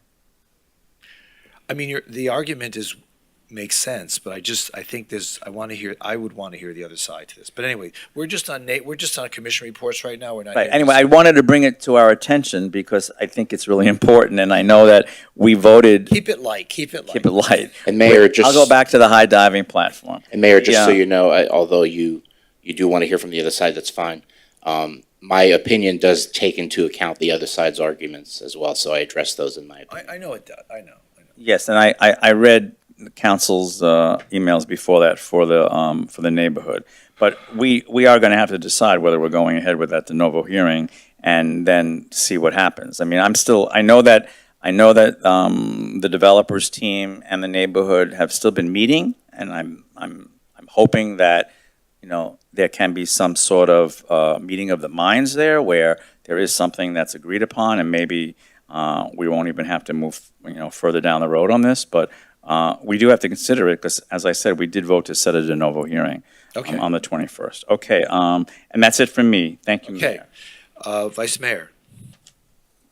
Thanks, Mayor. Some of the events just want to mention, great Walk of Fame and American Beach Party, so thanks, Public Works, and especially, Chris, what we did, and not Public Parks and Rec, the water slides and the bounce houses on the beach, that seemed new to me or more than normal. Was that new, or is that? No. Okay, let me just ask Chris, I don't know who was there, who saw. Don't you remember the year that one blew away?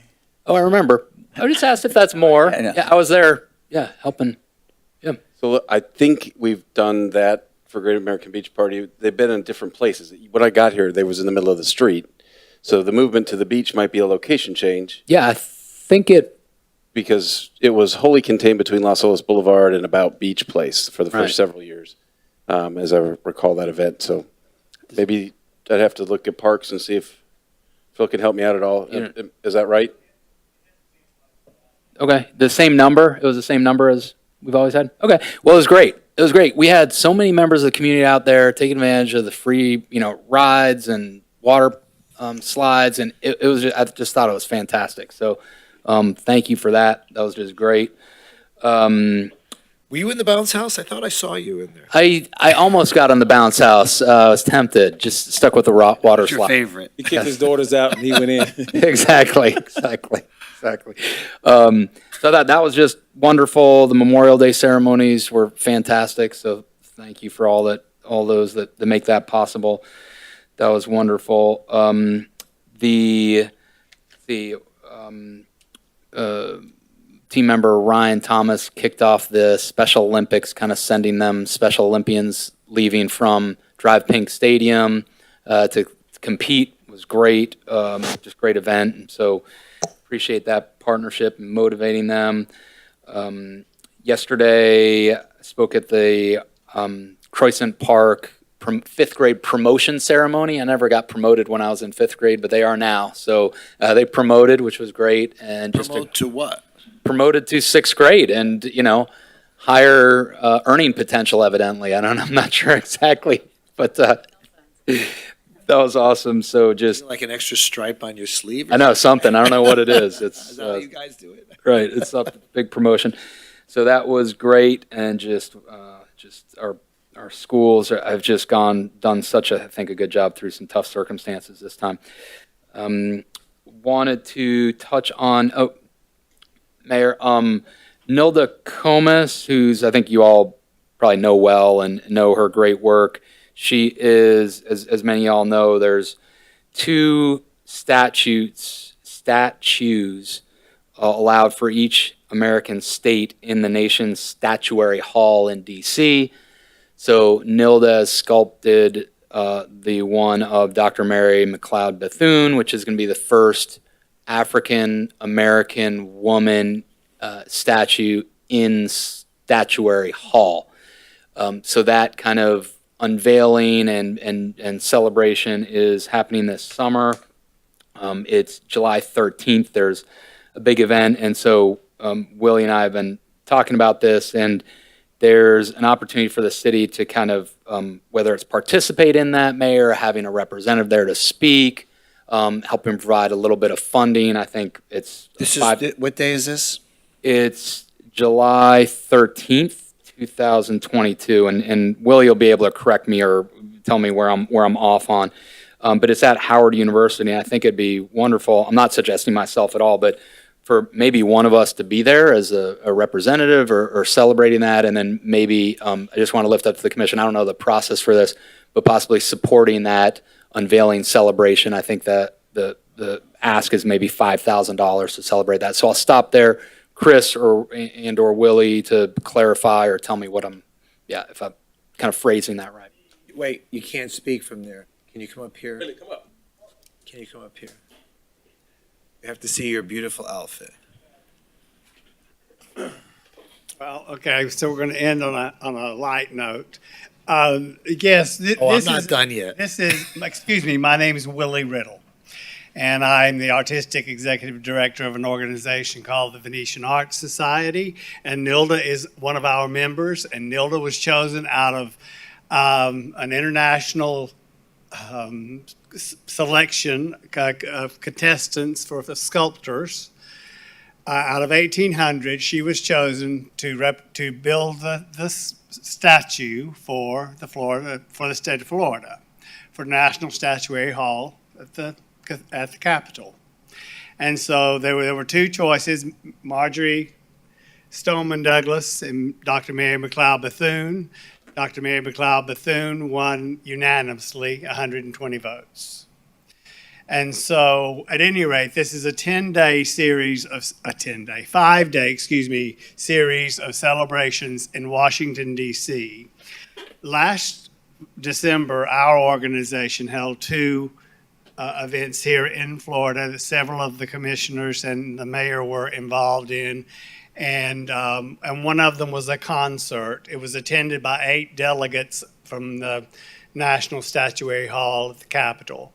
And they, earlier this month, so just a couple of weeks ago, emailed me inviting us, our organization, to provide the closing programming for the whole 5-day celebration period. So that morning at 11 o'clock, the statue will be unveiled in the U.S. Capitol to a very select group of people because of Homeland Security. And then that evening is the closing ceremony at the School of Law at Howard University, where we have been invited to do the programming, and, well, not just our organization invited to do the programming, but to represent the city of Fort Lauderdale. Otherwise, the city of Fort Lauderdale probably will not be mentioned in this entire course of ceremonies. And I think it's critical that the city of Fort Lauderdale get its rightful place in all of this. And it'll be wonderful for the image of Fort Lauderdale and create Fort Lauderdale as a cultural fine arts destination internationally. So that's what I have to say. Are there any questions? We'll have to discuss that if we decide to send somebody. I don't know who's available. We'll have to check our calendars. That's July 13th? Yes, it's July 13th. Okay. And Willie, did I say that right? You'd like $5,000? Is that? Yes, well, yeah, we're going to have to raise it quite a bit more, but we would. What's the money for? We're going to do 2 ceremonies, concerts. One will be there at Howard University. Then we fly back here, and on Saturday night at the Mazzell YMCA, we're going to do another, the same concert, the Black Rose concert, that will be done at Howard University. And we're going to show a video of the unveiling and have local dignitaries, and then there will be many of the Bethune-Cookman Alumni Association, or the Dr. Mary McLeod Bethune National Alumni Association, as it's now known. Okay. So I don't know, Mayor, how we would consider that or discuss if we want to support that financially. Well, it would have to be voted on tonight or at our next meeting. And we would definitely like to have someone besides me speak and represent the city of Fort Lauderdale. Yeah, Mayor, I think it'd be great if, you or whoever you like would go, but. Well, we're on break, so I don't have any meetings, so I could definitely go. Should I bring up the 5,000 tonight, or do we want to see if there's interest, and then if there is, bring it up tonight, or I don't know the process for Do that. we have $5,000? So I could get a sense of that right now. So Okay. a couple things are required, though. We can't just add $5,000 to the budget and write a check. We'd have to do some sort of a participation agreement. And then we'd have to have some assurances that if we contributed $5,000, that in the event that the rest of the money wasn't raised and this didn't occur, that $5,000 would return to the city. So it is a little bit of a process to get that done. Our next budget amendment, where I could bring that appropriation to coincide with the participation agreement, would be July the 5th. Well, they need to know before then, though, if the money is forthcoming. The event's going to happen. The unveiling is going to happen. The unveiling, yes, is going to finally happen. It's been put off for several years. Right, I know, but the unveiling is going to happen. The statue's there. Is it already? Statue's there. Yeah. So, And the county has committed to a certain amount of money, provided the city give a certain amount of money, and then our organization will raise the remainder. I guess the other thing you could do is, if you chose to, there's a budget amendment on the agenda for later tonight. You could remove it from the consent motion, and you could amend it. You could approve it as amended by adding this appropriation to that budget amendment. We'd have to identify source of funds between now and then, but we can do that if you would like. I'd like to, if that's. Let's do that. Folks are amenable to that. Willie, what did the county tell you? They said they would match what the city gave. Okay, thanks. Let's go 30,000. Let's see if they come up with it. We'll do it 10 times. No, we should 826 million. Yeah, that's what I was going to say. 350 million. Thank you. Thank you, Willie. So I think we're in good places. So that'll come on tonight. Chris, do you need anything else for that? No, Okay. I'll just need to identify a funding source and make a recommendation at the evening meeting where the money comes from. Thanks. And then we'll just need to get some sort of, typically, we don't just hand a check, we'll have to have some sort of agreement attached to that. Correct. Which I don't know that we'll have by this. Not going to have evening. it tonight, but we can probably bring that agreement back at the next meeting. But we typically don't have a budget amendment at the second meeting of the month. That's why I went all the way out to July the 5th. So if you want to amend tonight's budget amendment. We'll pull it from consent, and we'll just. Amend it, and then I'll bring some sort of an agreement on the 21st. Okay, great. And then thank you. Last topic was the women's club. So last commission meeting, we talked about this, and I think we had talked about looking for possible funding. We have, Chris, and where are we on that? I got an email on that topic earlier today that I haven't read. So why don't I do that between the meetings? I was going to ask about that too, because I've heard from a couple of you all that you would like to make sure we don't lose that structure. And Right. So just in the spirit of complete transparency, there's two buildings that are existing in our city that apparently have roof issues that we have a potential of losing. One is the Women's Club, and the other is the Delta House, I believe, in Oswald Park.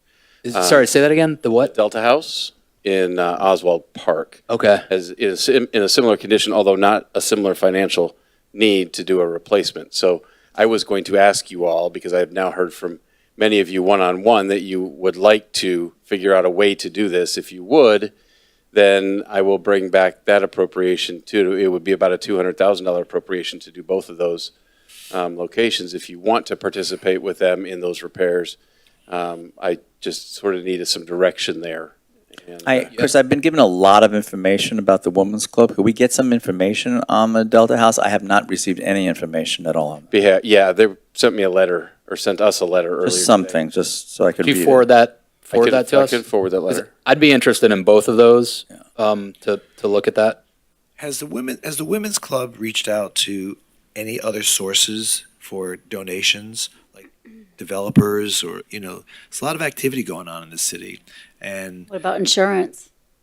I'm sorry? So what about insurance? Is there any insurance? Well, there was no catastrophe that would, it's just wear and tear that seems to.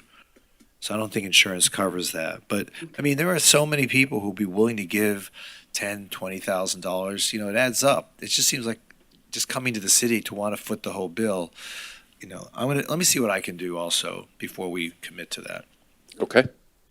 But I also think that these are our structures, and we lease them out to these nonprofits that really can't maintain the buildings. But at the end of that lease, this is our building, and the less they do, the more we have to do on the back end with these buildings. We've seen it before, but these I thought it was 3 buildings, but these 2 buildings, if you look at the photographs from what I've seen, it's immediate need, because what happened here the other day just compounded what they had asked us in the past I get to that. do. So, You're absolutely right, but I just feel that there's donor money out there that. well, I agree with you 100%. I just think they need to reimburse us. Well, either way. Do we lease the building, the Women's Club? That's owned in fee by the Women's Club. Yeah, that's. Yeah, but the one it's a community center at Oswald Park.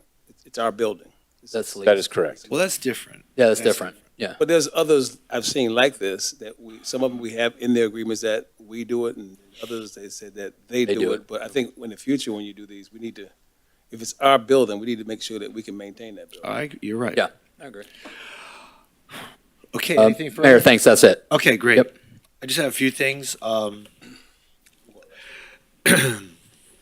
I participated in a climate resiliency summit by Zoom with our folks from Duisburg, Germany. Those are our sister city folks. It now has triggered an invitation by them for me to participate personally, to go to Duisburg, and in September. We'll talk about that later. We had the grand opening of my favorite hotel on the beach, the AC Marriott Hotel. And was Commissioner Glassman there? I think he was there, yes. No? Excuse me, was I there? Yeah. I was actually at the Central Beach Alliance meeting that evening. Oh, that's right. Conflict. Conveniently absent. You were able to take It's care actually a of it. beautiful hotel. Yeah. They did a really nice job, and it's probably one of the better AC Marriotts I've seen, of those that I've seen around the country. So also that same, now it was a busy day. We did the ribbon cutting for the 2022 Art and Stroll at the Bank of America lobby.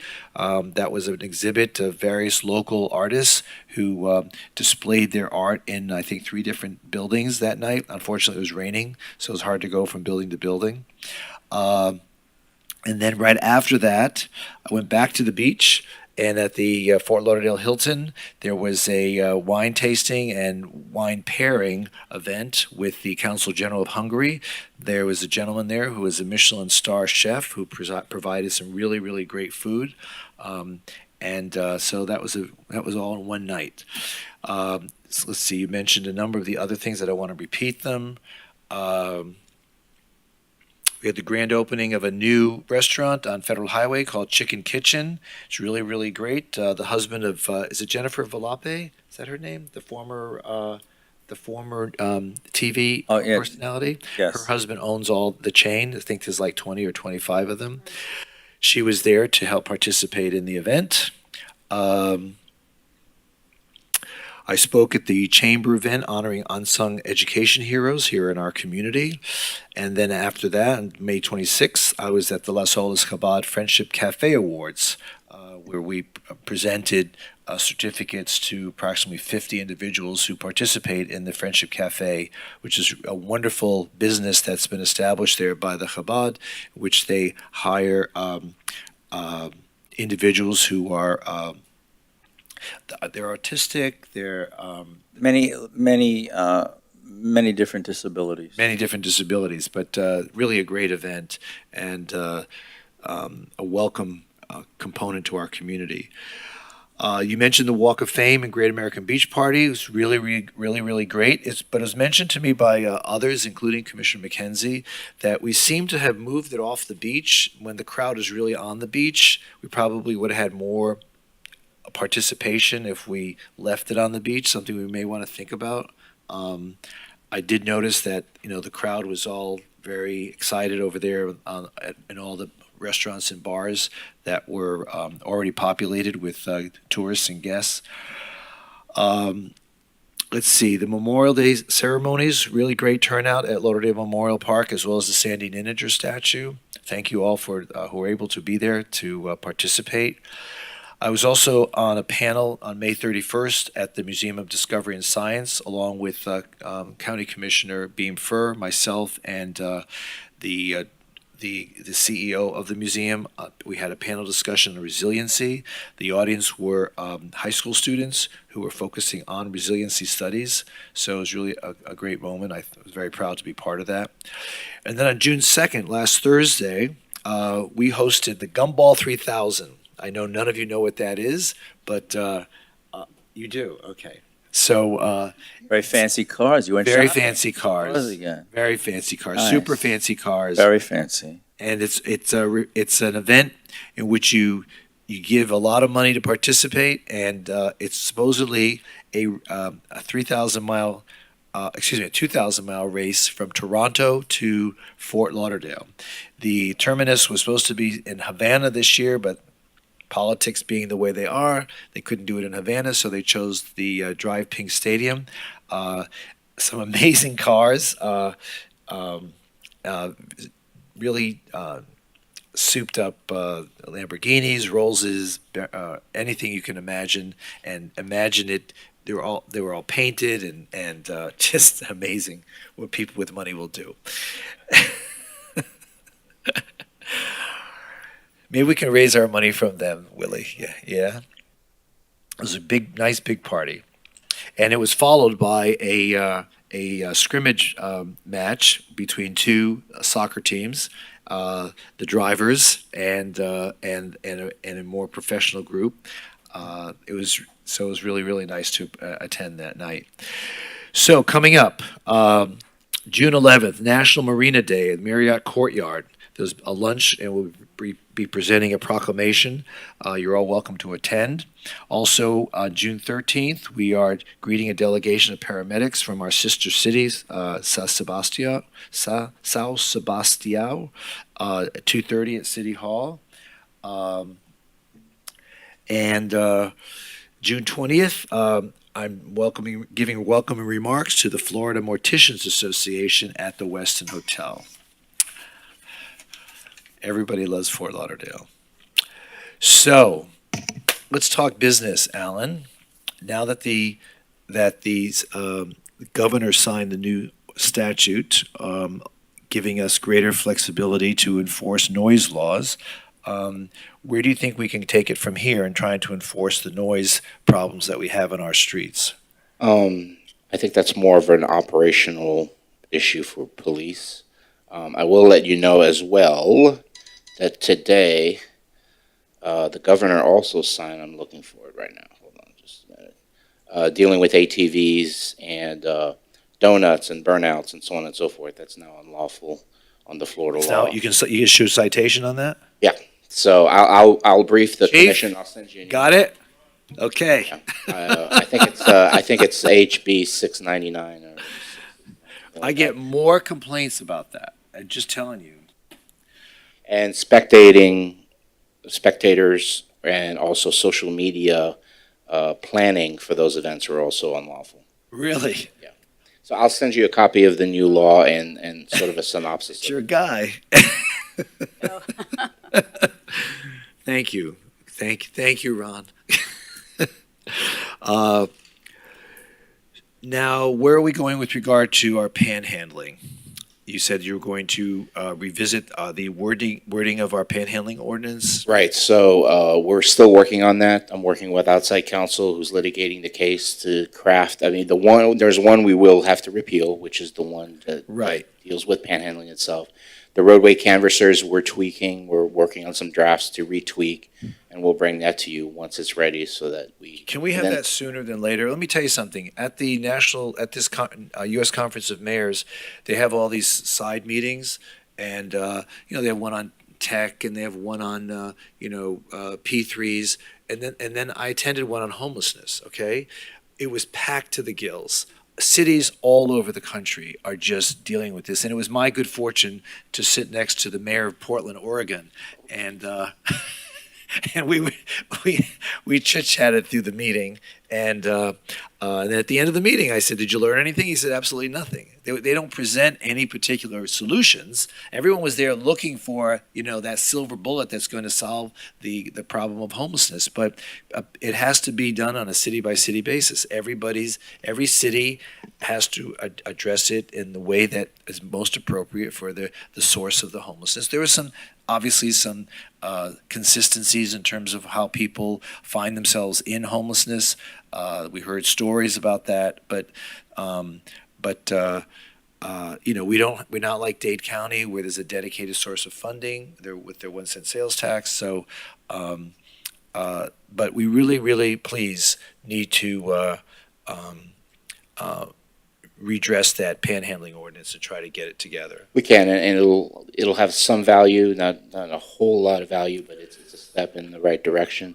It's the same thing on the legal side, lots of meetings, lots of war stories being shared, but very little in solutions, even from the courts. The courts that have taken a stab at trying to suggest or provide suggestions are basically akin to do a better job at drafting your ordinances, but really offer no solutions. So, but we have that as I mentioned last time, that Austin case that came out from the U.S. Supreme Court that we're working with. We've advised the court of it, and we're making additional arguments on that. So obviously that's slow to develop, but we're trying. So I have a story to share with you all. A couple weeks ago, I went to a dinner in Miami, and there were about 100 people at this dinner, and I had the good fortune of sitting next to this wonderful lady who runs Miami Waterkeepers.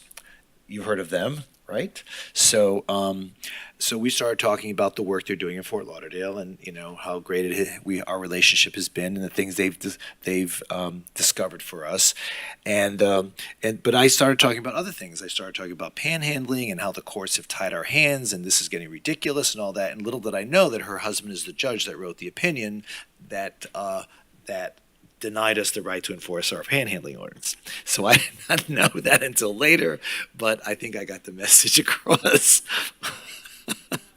Who was also at that dinner. Okay. CRA. We need to, I think we need to think about the last of the funds and where we're going to spend them. I have some concern, and I think it's been expressed by other commissioners here on the dais about events that we pay for and how much goes to those events. I think we need to have an analysis of where and how money like that is being spent. I personally would rather see more of this money now spent on investing in projects as opposed to the parties that we've been having. I think the parties were great, and it brought a lot of attention to the area. But I think I think we succeeded there, and I don't think we need to be spending big bucks on parties anymore. So that's my opinion. I don't know what the rest of you think, but I actually agree with you, Mayor. I brought up. We had a couple of agenda items in front of us to increase the cost of the Forever Fridays from $30,000 to $60,000 per event. And it actually started to make me think about it, and I started to do a little research because we have Forever Fridays, but we also have Friday Night Soundwaves on the beach. So I asked the folks behind Friday Night Soundwaves, what does a Friday Night Soundwaves cost? And I was told between $400 and $4,500 an event. So I'm thinking, well, how could we have between $400 and $4,500 an event, and then have $60,000 for an event. What's the difference? I mean, I just don't know. You know, when I go and I look and I read about the CRA, and I don't even think the Friday night sound waves on the beach are paid for by CRA, because I believe that that was determined that that was not an applicable event or cost event. or for the CRA. Now, we've never had that discussion, but Alan, I'd like to know what you think. Are the Forever Fridays an allowable expenditure and event for the CRA? On the beach? Is that No. No, in No. the Northwest CRA. You mean the Finally Friday? No, because I know we don't do it in the CRA for the beach, but the beach CRA is over. But no, for the Northwest CRA, should We'd have Forever to look Friday at events. it. We'd have to look at it. Events typically in the CRA under the documentation has to serve to promote the CRA. I believe there's some kiosks there that are placed with regards to highlighting some projects, but I'd have to have more facts to be able to determine whether those actually comply with the. I would just like to know why there's a difference between 4,000 and 60,000 for Yeah, an event. They have music, they have a lot of the same, issues, but I just think it is worth just getting a little bit more of a handle on it, because I also believe that we need to be careful about what happens with CRA dollars and what are we actually allowed to do. Well, that's always been an issue, and I think we're at a point where those types of numbers are best invested in development projects as opposed to parties. I think we've brought attention to the Northwest. I think we got that. We're at that point, and to just spend big money on big bands and lots of treats and all that, I never was comfortable with it from the beginning, and I just feel that we need to veer away from that, and we can still have parties, but the budgets have to be significantly reduced. Are we in I the would CRA say- meeting right now? No. No. I Still have to do that. I can certainly look at the CRA. I can certainly look at the CRA documents. It's just part of the mayor's report. Okay. And give you insight on what they say. From a dollars and cents standpoint, I'd have to defer to maybe to the city auditor or someone like that, because I can't really get into the dollars and cents. But I can certainly look at the CRA documents. And give you feedback Okay, as can to we what- just start the CRA meeting if we're going to talk about the CRA? No, because I'm not done yet. Okay, It was but- what? No, I'm not done yet. not done yet, he said. Okay. But thank you. I think Okay. I agree with you. Okay. So the beach parking garage, I understand that we've suspended events taking place on the upper deck because there was a bad experience recently with one of the event organizers. What's the story about that? I think we're just being more selective than suspending. But let me turn to Is Ben here? Ben Rogers? who wants to Phil or Ben? Who wants to take the? Was it an event that we approved recently? Yeah, this Dîner en Blanc, I've never really got to attend any of them, but apparently they were a little sloppy. Sloppy or loud? Probably both. Okay, explain. No, it doesn't sound like it.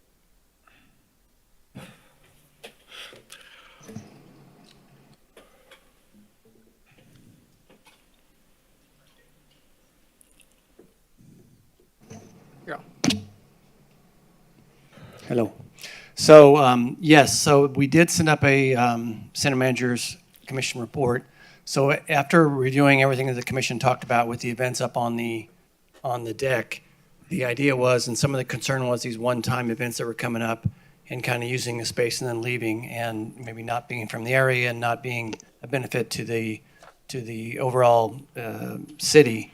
So what the recommendation was that we would still use it, but it would only be for larger events and more of a citywide impact or an impact to the city, not just a one-off event that someone may want to have up there from time to time.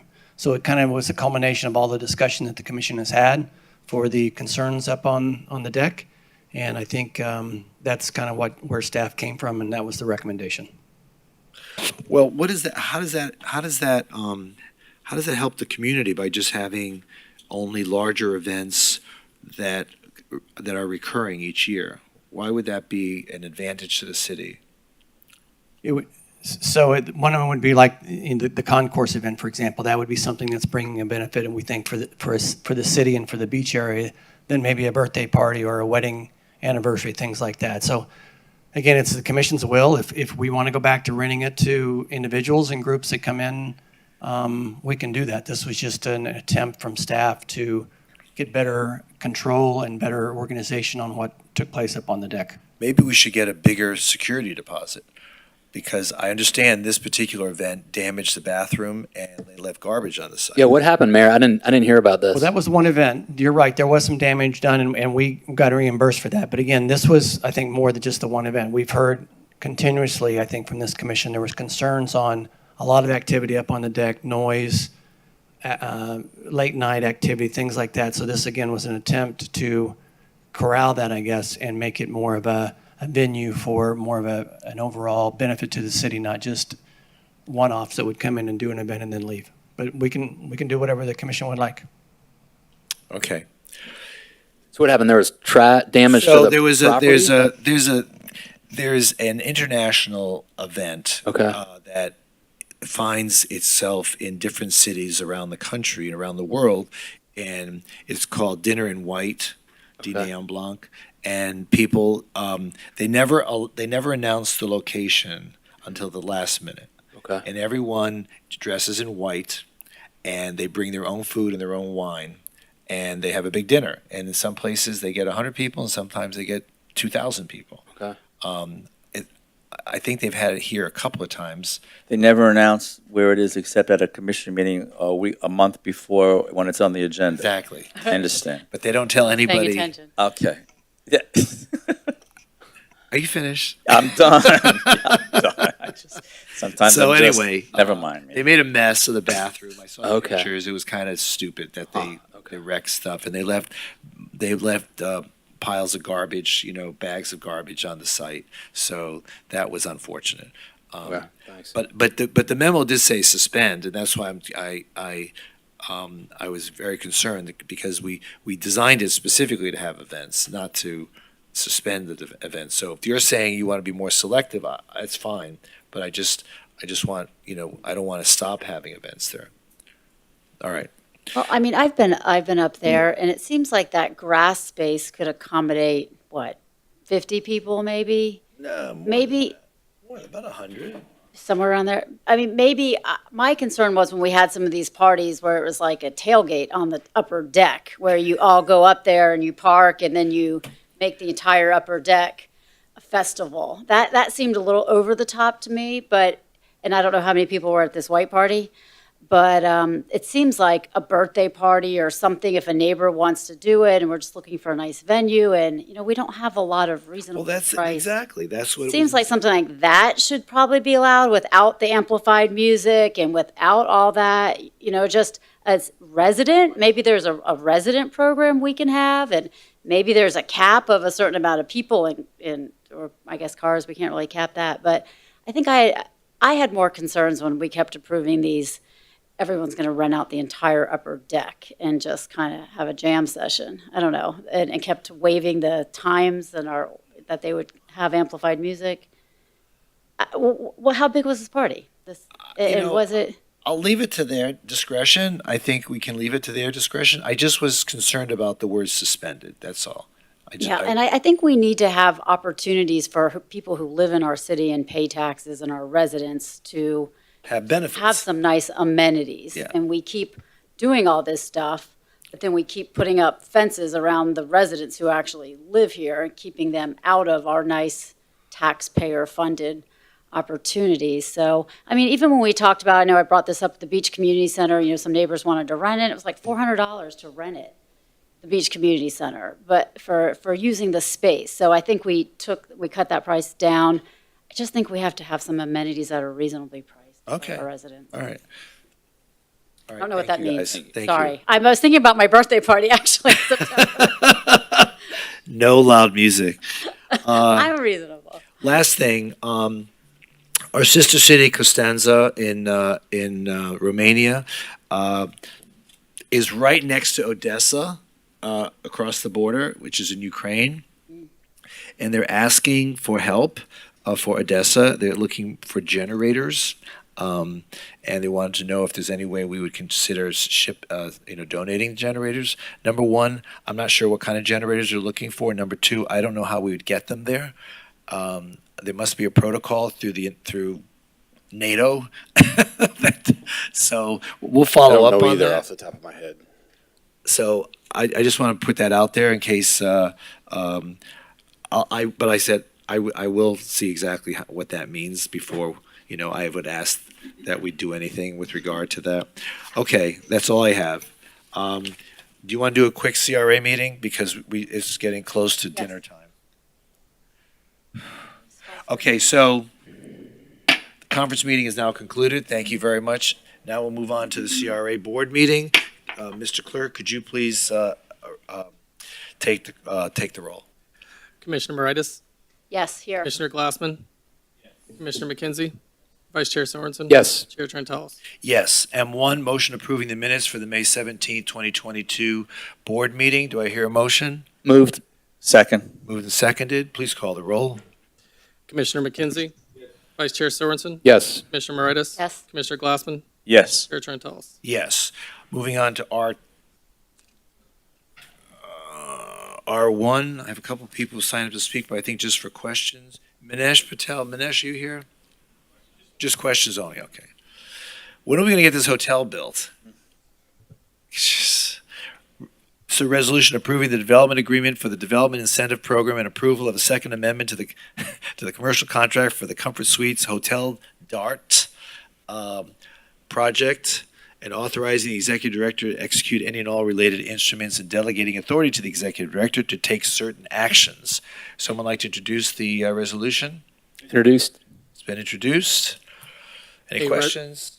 Mayor, I just wanted to, you brought up a point just now, and I wanted just to elaborate on that. And I know we've talked about this in the past, but I think now as we're getting later and later with the sunset coming for the CRA, I think we need to take another hard look at projects that are not happening or just delayed. And again, I know we've had this conversation before, but I just don't think we can get to the end of the CRA and say, oh my gosh, these never happened, and look at that money, and there were all these other projects that wanted to happen. And I think, Chris, I just think that we need to get more of a handle on it. We have to be really specific about when projects were approved, how long has it been, what's the status, and should we move on? Should we give a deadline and then say, you meet this deadline, get a shovel in the ground, or else deal over and we're moving on? That's just my opinion, because I hear this from many people and it just seems to be dragging. Well, we could probably have every 12-month review of authorized projects. And I think we did this once before, not too recently. So We probably need an update. yeah. So maybe Clarence, if you think you could give the commission a summary every 6 months or something about, the status of these projects. And also if you think they're really going to happen, or if there's a hope that there's going to happen. He's running with his Adidases. Did-I?